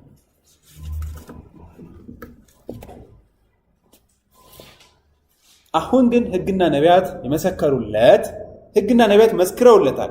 ነገር ግን ከሕግ ውጭ የሆነ የእግዚአብሔር ጽድቅ ተገልጧል ይላል። ከሕግ ውጭ የሆነ ማለት ምን ማለት ነው? ሲምፕል ነው። ከዚህ ቀድሞ ባለው ቁጥር ማንም በእግዚአብሔር ፊት ሕግን በመጠበቅ እንዳይጸድቅ ተናግሯል። ምክንያቱም ሁላችንም ክፉ ስለሆንን ኃጢአተኞች ስለሆንን። በሕግ በኩል ከሆነ ማንም ተስፋ የለውም። በክርስቶስ ኢየሱስ ያልሆኑት በሕግ ይፈረድባቸዋል።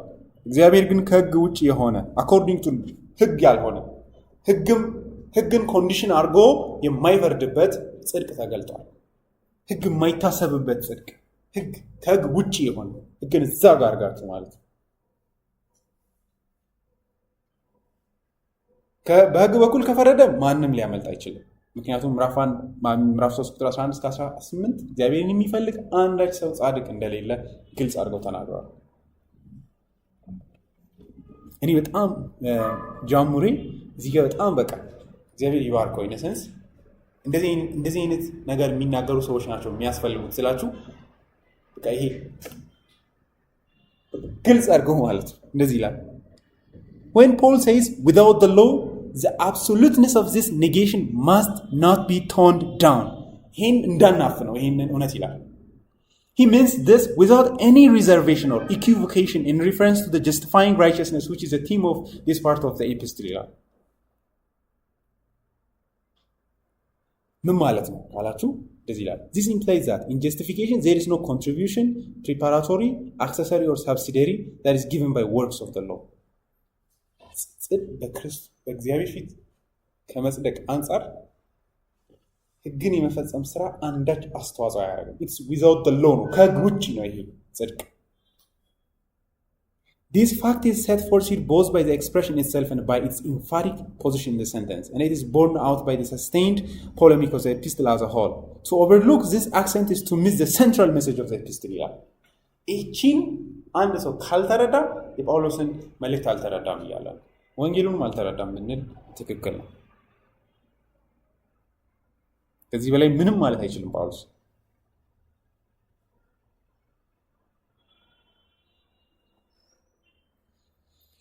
አንዳንድ ሰዎች አሉ ከህግ ውጭ የሆነ ማለት በብሉይ ኪዳን ኦልድ ቴስታመንት ላይ ከተነገረው ውጭ ሆኖ የተገለጠ አዲስ የሆነ ነገር ነው። እንደዛ እንዳልሆነ ከላይ ያለው ቁጥር ራሱ ይነግረናል። በብሉይ ኪዳን የተመሰከረለት ጽድቅ እንጂ የማይታወቅ አዲስ ነገር አይደለም። የተመሰከረለት ነው፣ ግን ህግን ሪፈረንስ የሚያደርግ ጽድቅ አይደለም።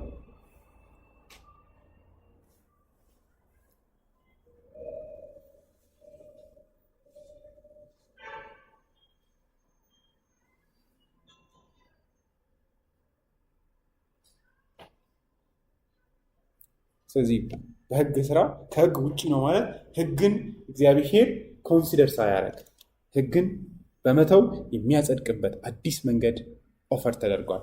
ይሄ መንገድ ግን በብሉይ ኪዳን ተስፋ የተሰጠበት ተስፋ መንገድ ነው። ስለዚህ ጳውሎስ ምን እየሰጠ ነው ማለት ነው? ሁለት ነገር አለ። በህግ በኩል አለ፣ ከህግ ውጪ የሆነ ጽድቅ አለ። በህግ በኩል የሆነ ጽድቅ ፐርፌክትሊ ህግን በመጠበቅ የሚገኝ ጽድቅ ነው። ከህግ ውጭ የሆነ ጽድቅ ደግሞ ምንድነው? ህግን ኮንሲደር የማያደርግ ህግ ሪፈር ሳይደረግ እግዚአብሔር በእምነት ለሚቀርቡ ሰዎች የሚሰጠው ጽድቅ ነው። እቺ በጣም ደስ ትላለች።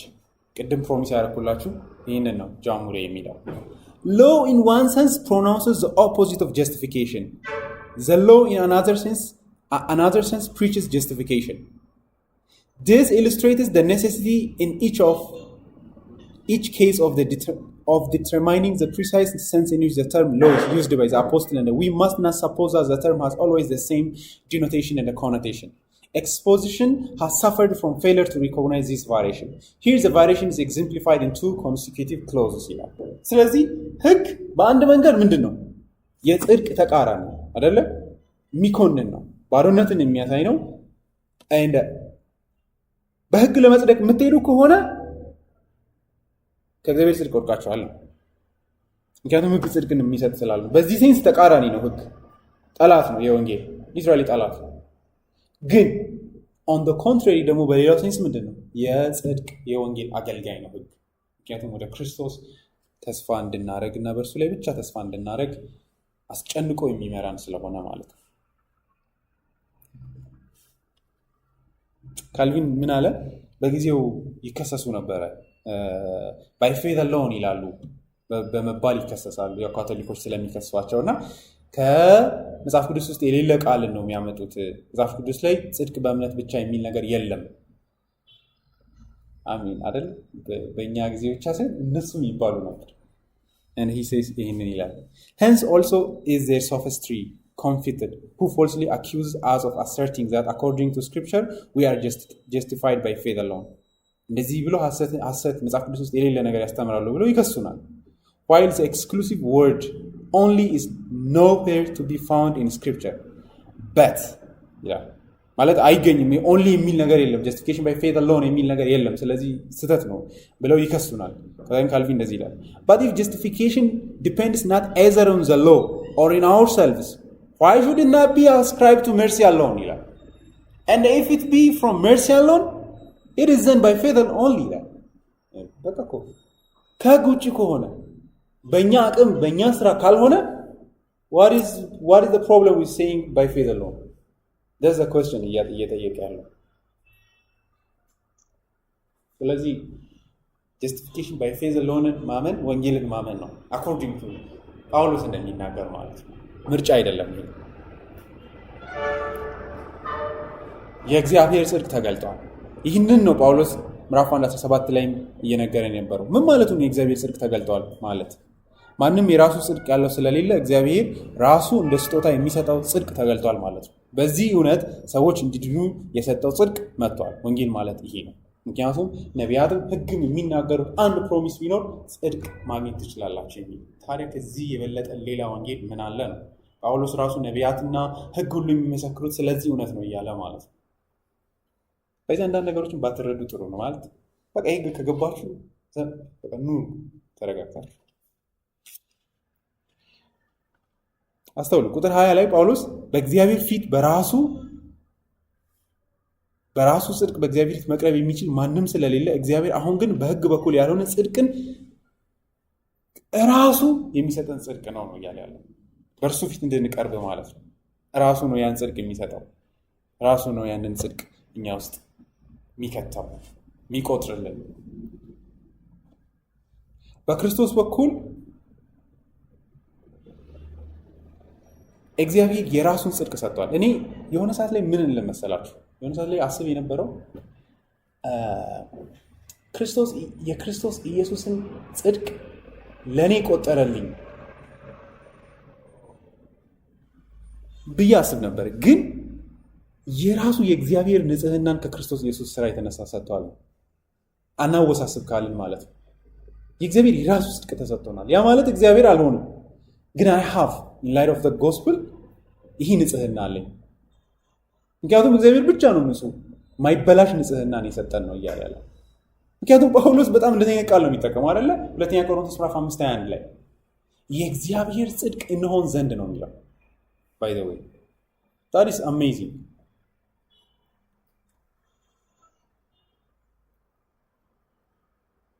ልጁ እንደ ኃጢአተኛ ስለተቆጠረ በሱ ስራ የተነሳ ይህንን አይነት ንጽሕና ሰጠን። እጅግ ንጹሕ አደረገን። የማይጠፋ ንጽሕና ማለት ነው።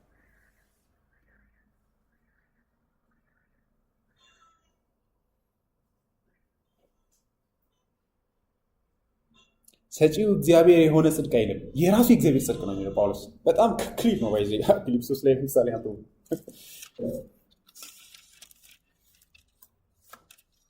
ማለት ጳውሎስ እንደዚህ ቢሆን ኖሮ ቃላቶችን ያስረዳል። ይሄ ቀላል ነገር ስላልሆነ ማለት ነው።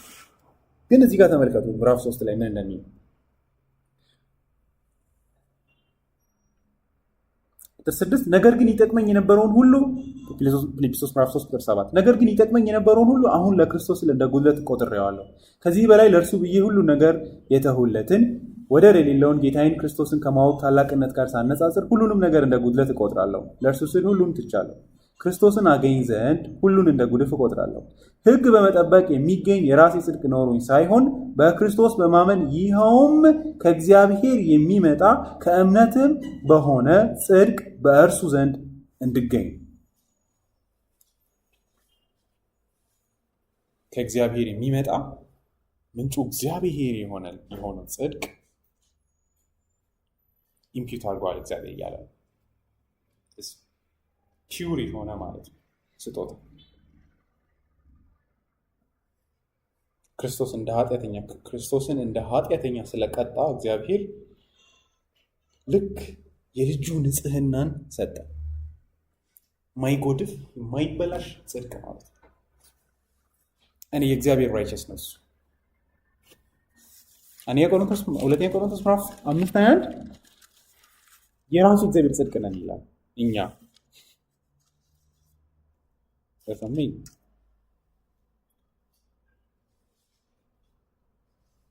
ቁጥር 19 እግዚአብሔር በክርስቶስ ዓለምን ከራሱ ጋር ሲያስታርቅ የሰዎችን በደል አይቆጥርባቸውም ነበር፣ ለእኛም ደግሞ የማስታረቅ ቃል ሰጠን። ስለዚህ እኛ የክርስቶስ እንደራሴዎች ነን። እግዚአብሔር በእኛ አማካኝነት ጥሪውን ያቀርባል። እኛም ከእግዚአብሔር ጋር ታረቁ ብለን በክርስቶስ እንለምናቸዋለን። እኛ በእርሱ ሆነን የእግዚአብሔር ጽድቅ እንድንሆን ኃጢአት የሌለበትን እርሱን እግዚአብሔር ስለኛ ኃጢአት አደረገው ይላል። የእግዚአብሔር ጽድቅ እንሆን ዘንድ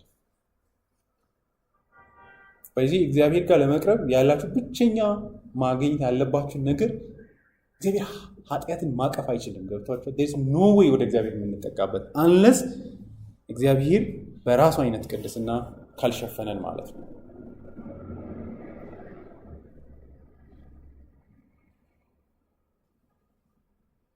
የተሰጠ ጽድቅ ነው። ቁጥር 22 ይህ የእግዚአብሔር ጽድቅ ኢየሱስ ክርስቶስን በማመን የሚገኝ ጽድቅ ነው፣ ልዩነትም የለም። 1954 እርሱም ለሚያምኑ ሁሉ የሆነ በኢየሱስ ክርስቶስ በማመን የሚገኘው የእግዚአብሔር ጽድቅ ነው፣ ልዩነት የለምና ይላል ጳውሎስ። እነዚህ ቁጥሮች ላይ ልክ ሮሜ 17 ላይ ያለውን ነገር እያስረዳ ነው። ሊትራሊ ሮሜ ምዕራፍ 17 ላይ የእግዚአብሔር ጽድቅ ተገልጧል ሲል ምን ማለት እንደነበረ ወይ ደግሞ ምን ማለት እንደፈለገ እዚህ ክፍል ላይ ደርሶ ነው የሚያስረዳው። በክርስቶስ ኢየሱስ የሚገኝ የእግዚአብሔር ጽድቅ እንደተገለጠ እዚህ አንደኛው ለሚያምን ሁሉ የምትለው ናት። ሮሜ ምዕራፍ 17 ላይ ማለች አይደለ? እምነት የሥራ ተቃራኒ ሆኖ እነዚህ ቁጥሮች ላይ ቀርቧል። በመጠበቅ ሳይሆን በማመን የሚገኝ ጽድቅ ተገልጧል። ይህ ጽድቅ እንዴት እንደሚገኝ አሁን ነው የተገለጠው በክርስቶስ ኢየሱስ። ምንም እንኳን ምስክርነቱ በብሉይ ኪዳን ቢሰጥም አሁን የጽድቅ መሰረቱ ምን ላይ ነው? ምን ላይ የተመሰረተ ነው? አይሁዳዊ በመሆን ሳይሆን በክርስቶስ በማመን የሚገኝ ነው። ስለዚህ በስጋ አይሁዳዊ በመሆን አይገኝም። ሕግን በመፈጸምም ሳይሆን ለሚያምን ሁሉ የሚሰጥ ጽድቅ ነው። ስለዚህ አሕዛብ ይሁን አይሁድ፣ አይሁዳውያንም ለመዳን ማመን አለባቸው እያለ ነው አይደለ? ወንጌሉን ወደ እነሱ መጨመር ነው የሚያደርጉት፣ ግን እነሱም ከኛ ጋር መጨመር አለባቸው፣ ማመን አለባቸው በእግዚአብሔር ፊት ንጹሕ ለመሆን። በማን በኩል? ኢየሱስ ክርስቶስን በማመን በክርስቶስ ኢየሱስ ላይ በሚደረግ እምነት የሚገኝ የእግዚአብሔር ጽድቅ ነው ይላል።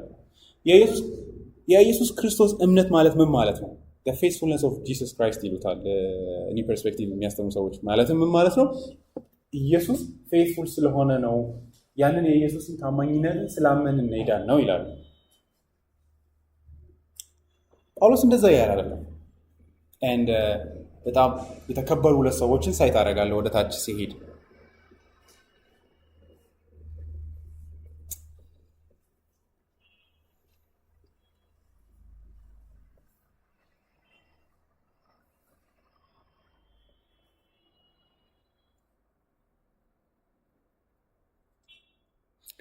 እምነት የምንጸድቅበት ብቸኛ መንገድ ነው። ይህ ማለት ምን ማለት መሰላችሁ? ብዙ ጊዜ ሪፎርሜሽን ጊዜ ጀስቲፊኬሽን ባይ ፌዝ አሎን ሲባል ኢትና ባይ ወርክ ማለት ብቻ ነው። በእርግጥ ግን ከሮማን ካቶሊክ ጋር የነበረው ጭቅጭቅ አንዱ ክርክር ምንድን ነው? ሮማን ካቶሊኮች ምን ይላሉ? የእግዚአብሔርን ጸጋ በእምነት ብቻ ሳይሆን እነዚህ ሚንስ ኦፍ ግሬስ ምንላቸዋል። ለምሳሌ የጌታ እራት በመውሰድ ኮንትሪሽን ፔናንሶችን በማድረግ እናገኛለን። ክርስቶስ ኢየሱስ ላይ ከዛ ክርስቶስ ኢየሱስ ላይ ባለ እምነት ብቻ ሳይሆን ክርስቶስ አለ፣ ከዛ ኢናዲሽን እነዚህ ድርጊቶች አሉ። እነዚህ ድርጊቶች ደግሞ ባይ ፌዝ ብቻ ድርጊቶችን በማድረግም ጸጋን እናገኛለን። ጸጋ ይገኛል እነዛ ነገሮች ውስጥ።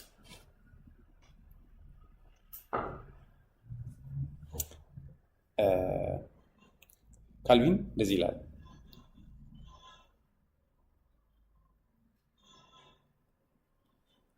when therefore we are justified the efficient causes the mercy of God ለጽድቅ የሚያበቀን የእግዚአብሔር ምህረት ኢፊሽንት የሚያደርገው ምክንያት ይላል።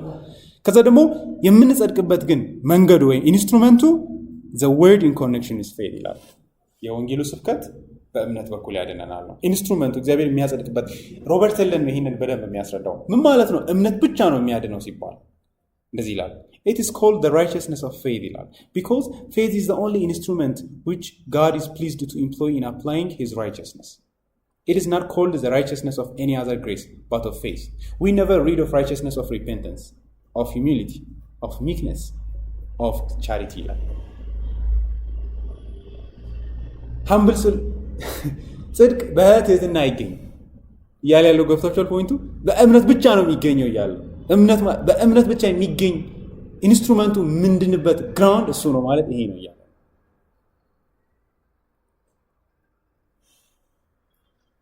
These are of great price in the sight of God, but they have no office in justifying a sinner. ኃጢአተኛን ግን ማጽደቅ አይችልም። ሂሚሊቲ በትህትና የእግዚአብሔር ጽድቅ አይገኝም፣ በእምነት ብቻ ነው የሚገኘው ማለት ይሄ ነው ይላል። This belongs solely to faith, for to whom that works not but believes is righteousness imputed. Faith is the gift of God ይላል። ወደ ኋላ እመለሳለሁ። በኢየሱስ ክርስቶስ ላይ ማመን ማለት ለእኔ ይሄ ነው። ኢየሱስ ክርስቶስን ማመን ማለት የእሱን ጽድቅ በእምነት መቀበል ነው። እነሱ ደግሞ በክርስቶስ ኢየሱስ ማመን ማለት ታማኝነቱን ማመን ነው የሚሉት።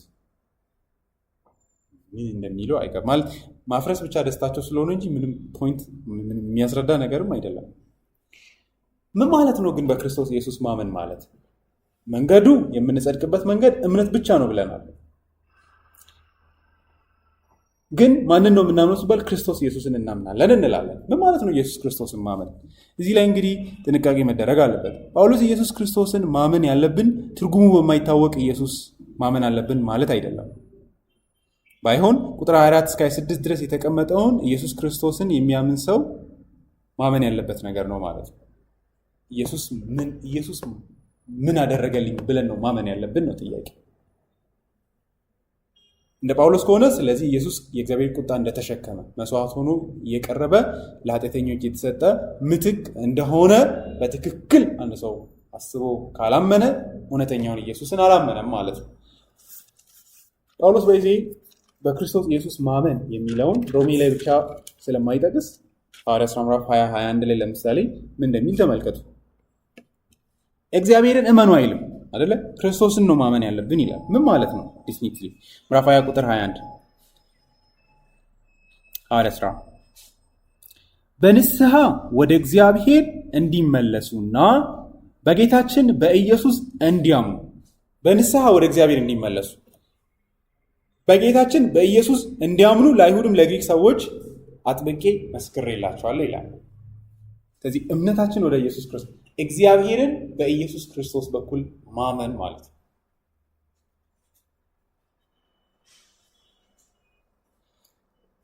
ጳውሎስ እምነት ብሎ ሲያስብ በኢየሱስ ክርስቶስ በኩል እግዚአብሔርን ማመንን ነው የሚያስበው።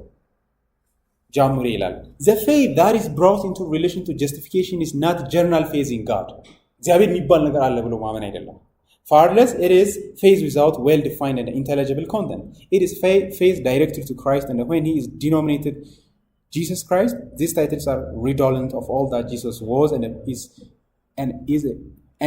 personally, historically, officially. It is Jesus Christ in terms of Romans 1:3-4, who is the object of justifying faith. In terms of verse 21-22, it is the faith that places us in effectual relation to righteousness of God.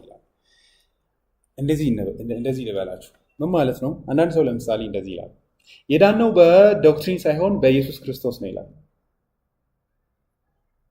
ውስጥ ያለው ሎጂክ ምንድን ነው? ዶክትሪን ምንድን ነው? ኢየሱስን ዲፋይን የሚያደርግ አይደለ? ፖይንቱ እሱ ነው። ዶክትሪን ክርስቶስን ዲፋይን ያደርጋል። ክርስቶስ ይሄ ያደረገልኝ ኢየሱስ ይሄ ነው ብሎ ዲፋይን ያደርጋል።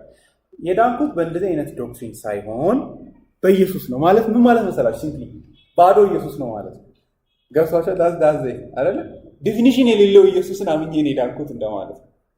ኬት ነው ይሄን የሚያክል መጽሐፍ ሰው ያነበበ እንዴት ነው በማይታወቅ ኢየሱስ ሚድ ነው እንዴ ስላችሁ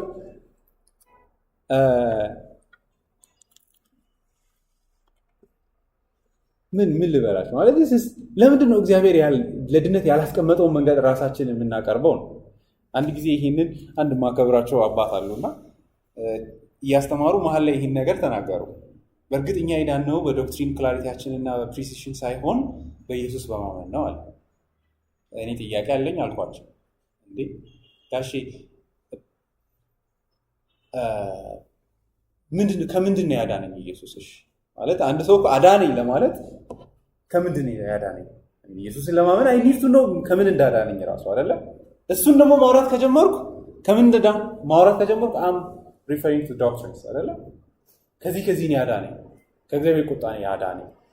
እሱን መልስ ካላገኘን ከአንድ ሰው ኢየሱስን አያውቅም ብንል ምንም ክፋት የለውም አይደለ?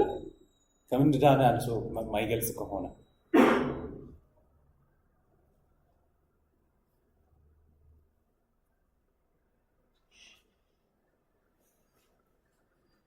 ስለዚህ ክርስቶስ ኢየሱስን ማመን ማለት ክርስቶስን በሆነ ዲፋይንድ በሆነ መንገድ ማመን ማለት ያ ማለት ልክ ሮሜ ምዕራፍ 1-2-3 ውስጥ በደንብ ከተረዳችሁ ኢየሱስን ላይት ኦፍ ዳት የምታስቡ ከሆነ ገብቷችኋል ማለት ነው። ኢየሱስ ማን እንደሆነ የእግዚአብሔር ልጅ ከዳዊት ነገድ የሆነ እንደ ቅድስና ደግሞ የእግዚአብሔር ልጅ የሆነ ከሙታን የተነሳ ስለ ኃጢአተኞች ራሱን አሳልፎ የሰጠ ኃጢአታቸውን የተሸከመ መስዋዕቱን የቀረበ ልጅ ብለን ካመንን እውነተኛ እምነት ካልሆነ ግን ኢየሱስን አይደለም እያመንን ያ ጳውሎስ እንደዛ አይነት ነገር እንዳለ ራሱ ይናገራል አይደል?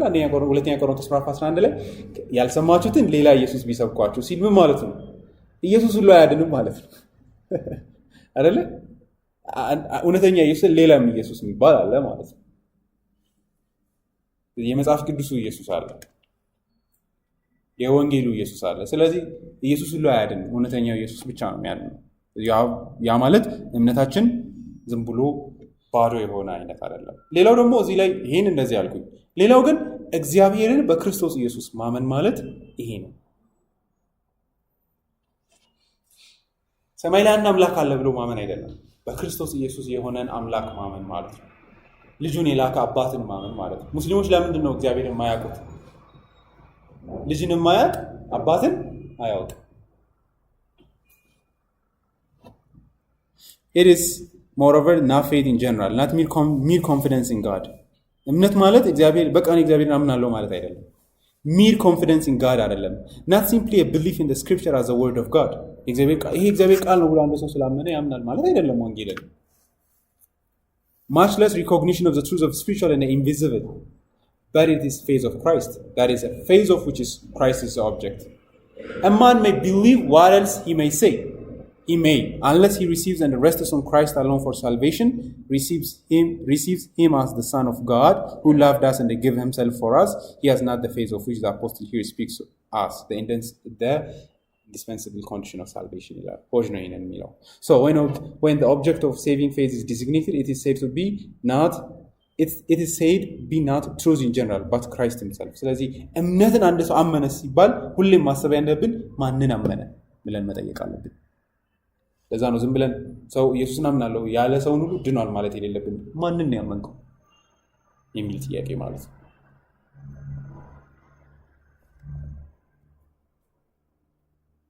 ከዛ እንደዚህ ላይ በጣም የሚገርም ነገር ይናገራል። The act therefore which is the sinner is required to perform in order to be made partaker of the righteousness of God is to believe on Christ. ማለት ነው ይሄ that is to receive him as he is revealed in the gospel as the eternal Son of God, clothed in our nature, loving us and giving himself as a propitiation for our sin ይላል። ኢየሱስን ማመን ማለት ይሄ ነው ማለት ነው። ስለኛ ኃጢአት ብሎ ከሰማይ የወረደ የእግዚአብሔር ልጅ አምላክ የሆነ በስጋ ያደረ ከዛ ስለ ኃጢአተኞች ራሱን አሳልፎ በመስቀል ላይ በመስጠት የእግዚአብሔርን ቁጣ በመውሰድ የሞተ አዳኝን የሚያምን ሰው እውነተኛ እምነት አለው።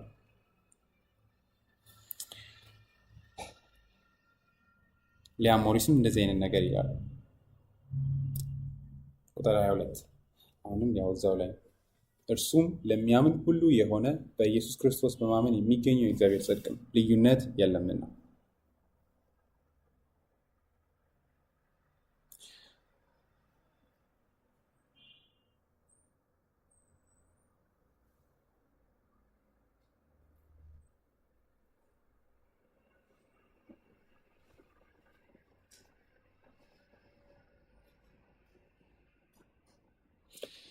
በክርስቶስ ኢየሱስ በማመን ምን ይገኛል የሚል ጥያቄ ካለ የሰው ጽድቅ ተቃራኒ የሆነ እግዚአብሔር የሚሰጠው የራሱ ጽድቅ ይገኛል። ወንጌል ማለት ይሄ ነው። በመሰረቱ ጳውሎስ ንጽጽሩን አይታችሁ ከሆነ ሮሜ ላይ የእግዚአብሔር ጽድቅን ከምን ጋር ያነጻጽራል ካላችሁ ከሰው ጽድቅ ጋር ነው የሚያነጻጽረው። ያ ማለት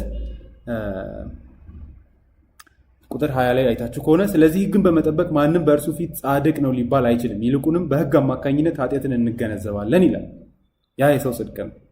በዚህ በሰው ጽድቅ መጽደቅ የሚችል ማንም የለም፣ ምክንያቱም በእግዚአብሔር ፍርድ መሰረት ያ ንጽህና ያለው ማንም ስለሌለ። ስለዚህ የእግዚአብሔር ጽድቅ ሲል ከሰው ጽድቅ ጋር ነው እያነጻጸረ ያለው። ስለዚህ በወንጌሉ በኩል የእግዚአብሔር ጽድቅ ይገኛል።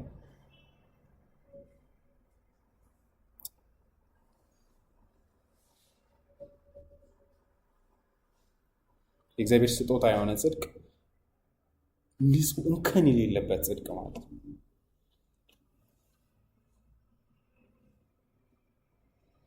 ልዩነት የለም የሚለውን ስናስብ ይላል። ልዩነት የለም ሲል ማንን እያሰበ ነው የሚለውን ሮበርት ኤለን ምን ይላል? እግዚአብሔር አይሁዶችንና አሕዛቦችን የሚያድንበት የተለያየ መንገድ አለ ማለት እግዚአብሔር ራሱ የተለያየ አንድ ይሆናል። ሁለት ቸርች ይኖራል፣ ሁለት የመዳን መንገድ ይኖራል፣ ሁለት ወንጌል ይኖራል፣ ሁለት እምነት ይኖራል ይላል። ለዛ ነው ዲስፔንሴሽናሊስቶችን ስህተት ናቸው ማለት ያለብን። ያ ማለት እስራኤላውያን አሁንም ተስፋ አላቸው ወይ ደግሞ ምድራዊ ተስፋ እግዚአብሔር ፕሮሚስ አድርጎላቸዋል፣ አንድ ቀን ይነግሳሉ፣ ይገዛሉ የሚለው ልዩነት መፍጠር ነው። ምክንያቱም እግዚአብሔር የሁሉም አምላክ መሆን አይደለም፣ የሁሉም የፍጥረት ሁሉ ገዢ ነው። ነገር ግን እንደ ህዝቡ እግዚአብሔር ሁለቱንም በአንድ አይነት መንገድ ሊያድን ነው የፈለገው። ስለዚህ እግዚአብሔር አሁንም እስራኤልን በዚህ መንገድ ኦን አካውንት ኦፍ በዚህ ለይቶ በመሰረቱ እግዚአብሔር ለእስራኤል የሰጠውን ተስፋ ፈጽሟል አይደለ? እሱም በወንጌል እንደሚያድን ጽድቅን እንደሚሰጥ ከኃጢአት እንደሚታደግ ተስፋን የሰጠው ያንን አድርጓል። ዳዊት እንዳለው ኃጢአቱ የተከደነችለት ብፁዕ ነው። ብፅዕና ማለት ኦልቲሜትሊ ይሄ ነው ዳዊት እያለ ነው። ስለዚህ ከዚህ የሚበልጥ ብፅዕና የለም። እግዚአብሔር እንደተናገረው ይህንን ጽድቅ በክርስቶስ በኩል ሰጥቷል። ስለዚህ አማኝ ያልሆኑ አሕዛቦችም አይሁዶችም በዚህ ግራውንድ አንድ አይነት የሚድኑበት መንገድ ነው ያላቸው። ምክንያቱም የሁለቱም ችግር ምንድን ነው? አንድ አይነት ነው። እንደነገረን ሁሉንም ምን ብለን ከሰናቸዋል? ከኃጢአት በታች ናቸው ብለን ከሰናቸዋል ይላል። ስለዚህ ልዩነት የለም ከኃጢአት አንጻር። ጳውሎስም ብለዋል አይደለ? ብልጫችን ምንድን ነው? ምንም ብልጫ የለንም። ምክንያቱም እኛም እንደነሱ ምኖች ነን፣ ኃጢአተኞች ነን በማለት ራሱን ከአይሁዳውያን ጋር አትካቶ በእግዚአብሔር ፍርድ በታች እንደሆነ እና የእግዚአብሔር ፍርድ የተገባው እንደሆነ ይናገራል። ምዕራፍ ቁጥር 11-12 ላይ እንዳየ ነው አንድም ጻድቅ ሰው የለም፣ አንድም እግዚአብሔር የሚፈልግ የለም፣ አንድም ጥሩ ሰው የለም፣ ሁላችንም የወደቅን ነን እንደ ማንም አሕዛብ ማለት ነው። ስለዚህ ስንድንም የተለየ መንገድ የለም፣ በአንድ አይነት መንገድ እንድናለን። አንድ አምላክ ነው ያለን።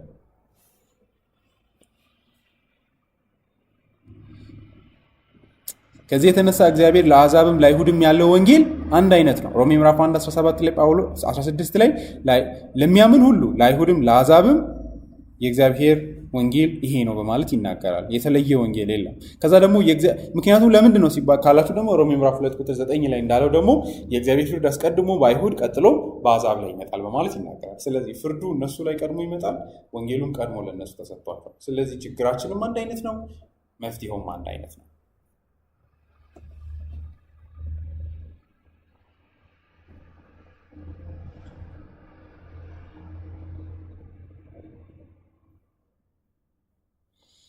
ልዩነት የሌለው ለምንድን ነው?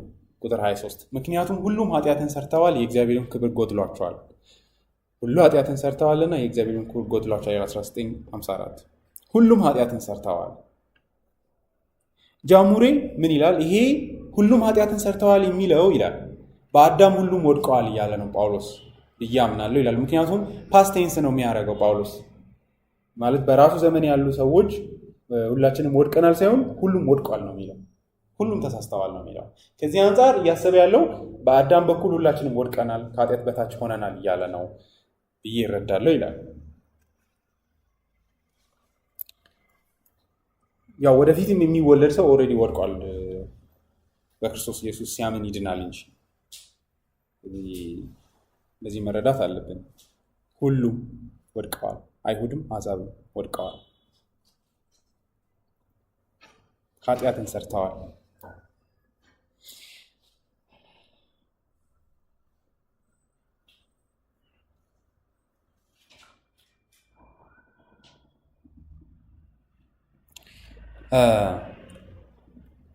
የእግዚአብሔር ክብር ጎድሏቸዋል ማለት ግን ምን ማለት ነው? ኃጢአትን ሰርተዋል። እንግዲህ ከቅድም ጀምሮ እንደነገረን ልዩነት የለም፣ ሁሉም ኃጢአትን ሰርተዋል። ከዚህ የተነሳ ጽድቁም አንድ አይነት ነው ማለት ነው። የሚሰጠው ጽድቅም አንድ አይነት ነው፣ ችግራችንም አንድ አይነት ነው። ምክንያቱም ውድቀታችን አንድ አይነት ስለሆነ ሁላችንም ወድቀናል፣ ተሳስተዋል። ሁሉም ሰው ተሳስተዋል፣ ሁሉም ሰው ወድቋል።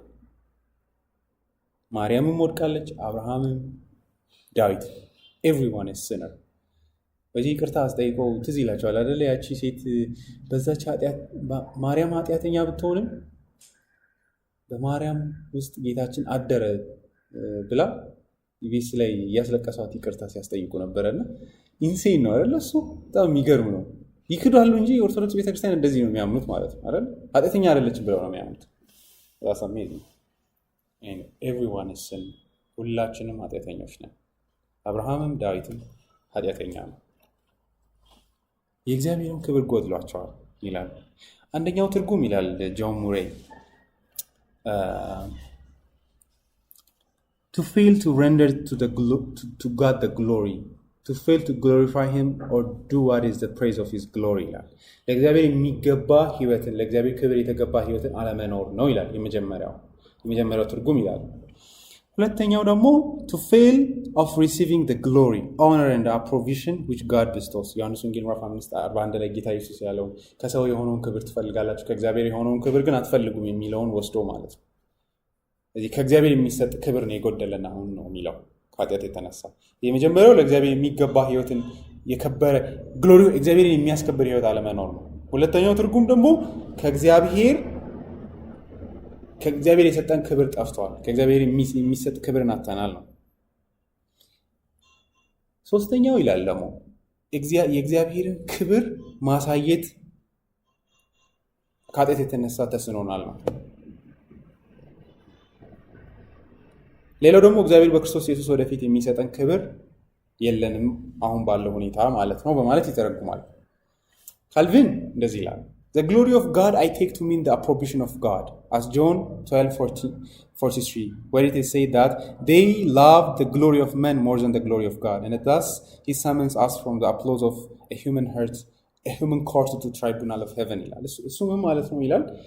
በሰዎች ፊት ክብርን ማግኘት አይደለም፣ በእግዚአብሔር ፊት ክብርን አጥተናል። የእግዚአብሔር ክብር የለንም። ስለዚህ ጳውሎስ ከኃጢአት የተነሳ በእግዚአብሔር ፊት ክብር የለንም እያለ ነው ይላል።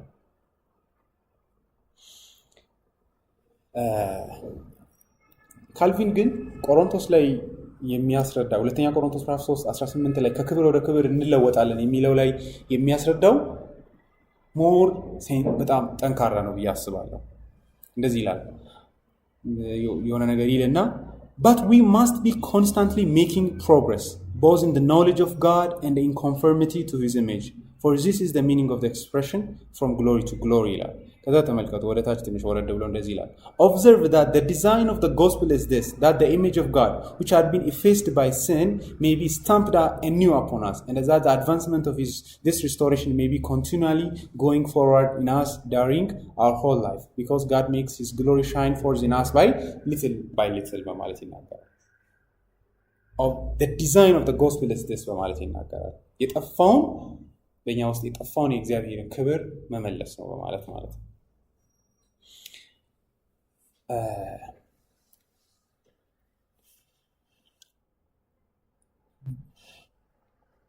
ጳውሎስ እዚህ ላይ እኔ ሪማርክ አድርጌ ለማለፍ የምፈልጋቸው ነገሮች ልበል።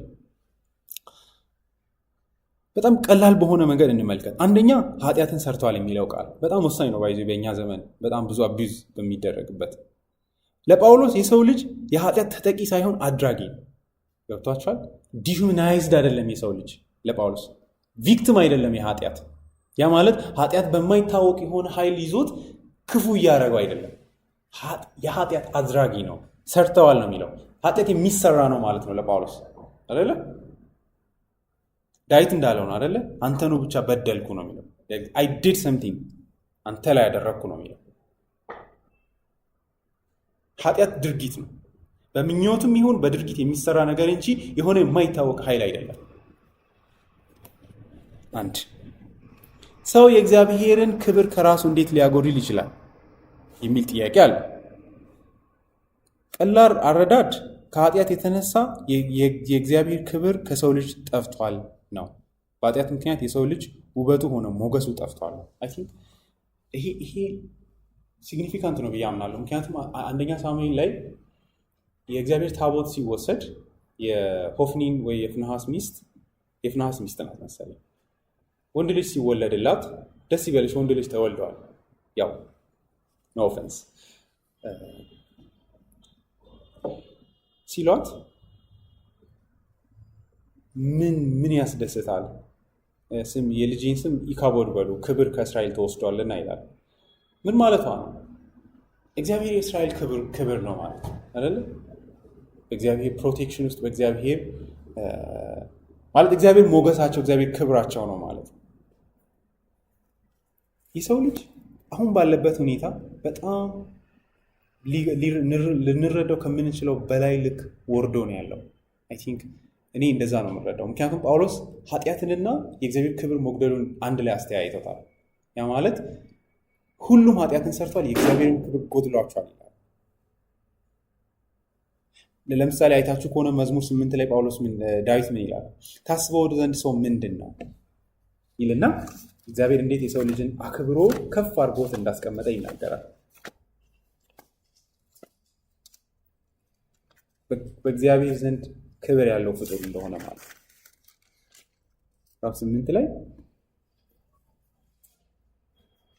ቁጥር 4 በሐሳብህ ስፍራ ተሰጠው ዘንድ ሰው ምንድን ነው? ትጠነቀቅለት ዘንድ የሰው ልጅ ምንድን ነው? ከመላእክት በጥቂት አሳነሰኸው፣ የክብርንና የሞገስን ዘውድ አቀዳጀኸው።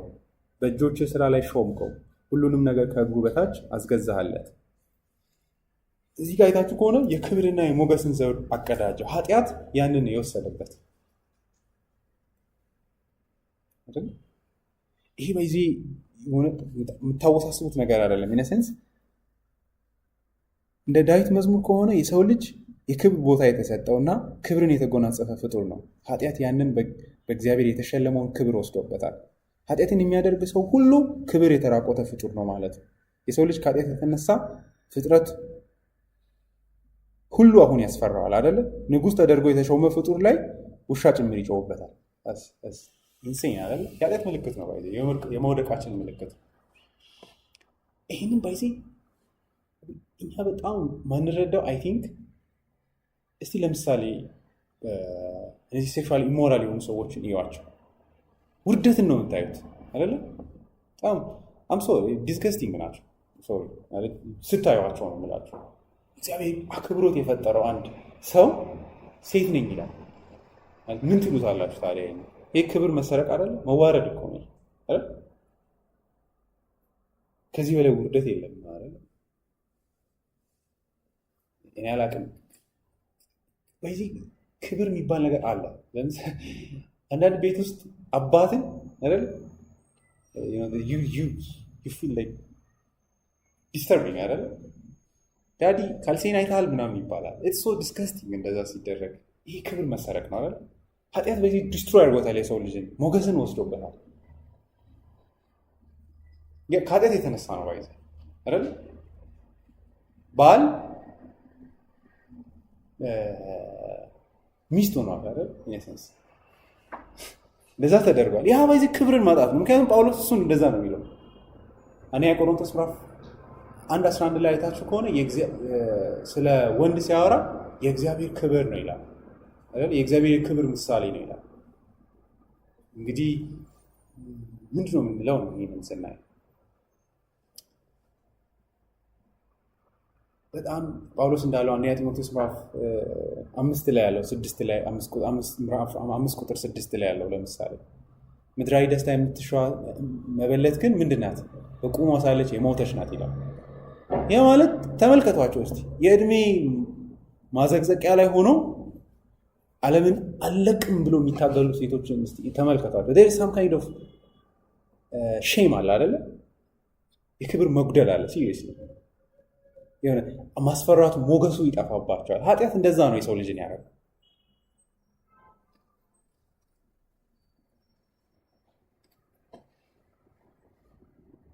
በጣም የማይረባ ነገር እንዲያወራ አድርጎታል ማለት በቃ ታስት አይደል? የምትሰሙት አሁን ባይዜ ወደ ክርስቶስና እግዚአብሔርን ወደ ማወቅ በመጣችሁ ቁጥር ሰው ሁሉ ሞኝ ነው የሚሆንባችሁ አይደል? የሚወራው የሚታሰበው ነገር ሁሉ የሆነ ይህ ዓለም በውርደት የተሞላ እንደሆነ ማየት እንጀምራለን ብዬ አስባለሁ።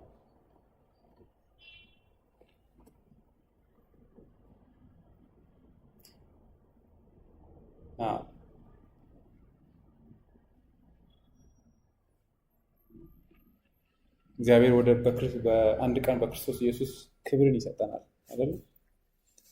በእርግጥ አሁንም እግዚአብሔር ይመስገን የተቀደሱ ራሳቸውን በእግዚአብሔር የሸለሙ በወንጌሉ በኩል የእግዚአብሔር ክብር ይታይባቸዋል አይደል? ግሎሪ አለ በእግዚአብሔር አይደል? በክርስቶስ ውስጥ በወንጌል ውስጥ ክብር አለ። ከክብር ወደ ክብር እናድጋለን። ጳውሎስ የሚለው እሱ ነው አይደል? የጌታን ፊት እያየን ከክብር ወደ ክብር እንለወጣለን ይላል። the more we become holy sanctified የሆነን ስንሄድ there is a glory in it አይመስልም? ግን አለ የእግዚአብሔር ክብር።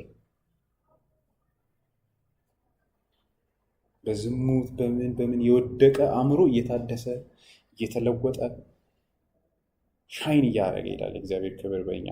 አይ ቲንክ ዛትስ የእግዚአብሔር ወንጌል ፕሮሚስ ውስጥ ደስ የሚለው ነገር ይሄ ነው። አንድ ቀን ደግሞ ሙሉ በሙሉ በክብር እንሞላለን። እዛ ነው የክብር ተስፋ ያለው ክርስቶስ በእኛ ዘንድ አለ። ቆላሲስ ላይ የሚለው ሮሜ ምዕራፍ 5 ላይ የክብር ተስፋ ስላለን አያሳፍረንም ጳውሎስ የሚለው አይደል? ለእግዚአብሔር ልጆች የተጠበቀ የእግዚአብሔር ክብር አለ።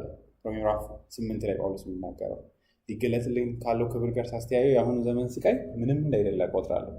ፍጥረት ሁሉ የእግዚአብሔር ልጆችን የክብር መገለጥ በናፍቆት ይጠባበቃል ይላል። በእኛ የእግዚአብሔር ክብር ይገለጣል ነው የሚለው ባይዜ ጳውሎስ። ምን ማለት ነው? አሁን ዝም ብሎ የሆነ ትንሽ አለች ሆን ይቻል አይደለ? የሆነ ግሎሪ በሆነ ሴንስ የምታዩት ሰዎች ለምሳሌ ኦርደር ስታዩ የሚመጣ ክብር አለ። ሚስት ለባል ስትገዛ የምታዩት ግሎሪ አለ ባይዜ መንፈሳዊ የሆነ ማለት ነው። ስጋዊ አይን ያለው ሰው የማይታየው ማለት ነው። አንድ ቀን ግን ደግሞ ሙሉ ክብር ተመልሶ እናያለን። በክርስቶስ ኢየሱስ ከዚህ ውርደት ወጥተን ወደ ክብር እንደርሳለን። አሁን ጳውሎስ እያለ ያሉ እሱ በኃጢአት እየኖሩ ያሉ ሰዎች በውርደት ነው እየኖሩ ያሉት፣ ክብር የጎደለበት ህይወት ነው እየኖሩ ያሉት እያለ ነው ጳውሎስ። ስለዚህ ይሄ የወንጌሉ ተስፋ ነው። ስለዚህ እግዚአብሔር በክርስቶስ ኢየሱስ ስላዘጋጀልን ክብር ሐሴት እናደርጋለን። አመስግነን እንጨርስ።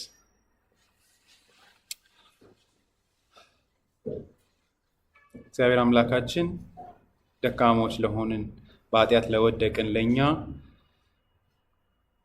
በክርስቶስ ኢየሱስ አዲስ የሆነ መንገድ ስላመጣሃልን፣ እኛ ስላልቻልን በአንተ ችሎታ በአንተ አቅም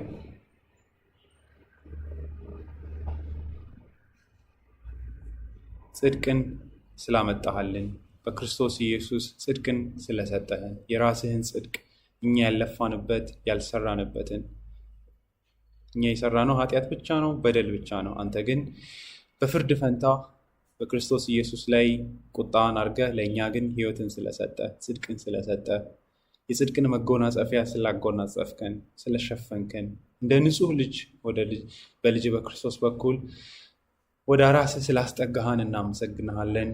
እግዚአብሔር አምላክ ሆይ ይህንን መረዳት እንድንችል ዘንድ እንድትረዳን፣ በክርስቶስ ኢየሱስ ከውርደት እንዴት ወደ ክብር እየሄድን እንደሆነ እንድናይ፣ ወደፊትም ደግሞ ታላቅ ክብር እንዲጠብቀን፣ ቃላቶች ሊገልጹት የማይችሉት ክብር እንዳለ ቃልህ ይናገራል። አብ እንዴት ያለው አይነት ፍቅር እንዳሳየን ተመልከቱ፣ ልጆቹ ተብለን እንድንጠራ አደረገን ዮሐንስ በማለት ይናገራል። ወደፊት ምን እንደምንሆን አናቅ፣ ነገር ግን እርሱን ስናይ እርሱን እንድንመስል እናውቃለን ይላል። ይሄ የተዋረደው ስጋችን በክብር እንዲለወጥ ጳውሎስ ይናገራል። መንፈሳችን ታድሶ ከኃጢአት ነስጠን ንጹሕ ሆነን ደግሞም ክብርን ተጎናጽፈን ወደፊት በክብር እንድንኖር ቃልህ ይናገራል። ስለዚህ በወንጌል ውስጥ በክርስቶስ መዋረድ ስለሰጠን ክብር እናመሰግንሃለን። በእርሱ መራቆትና በእሱ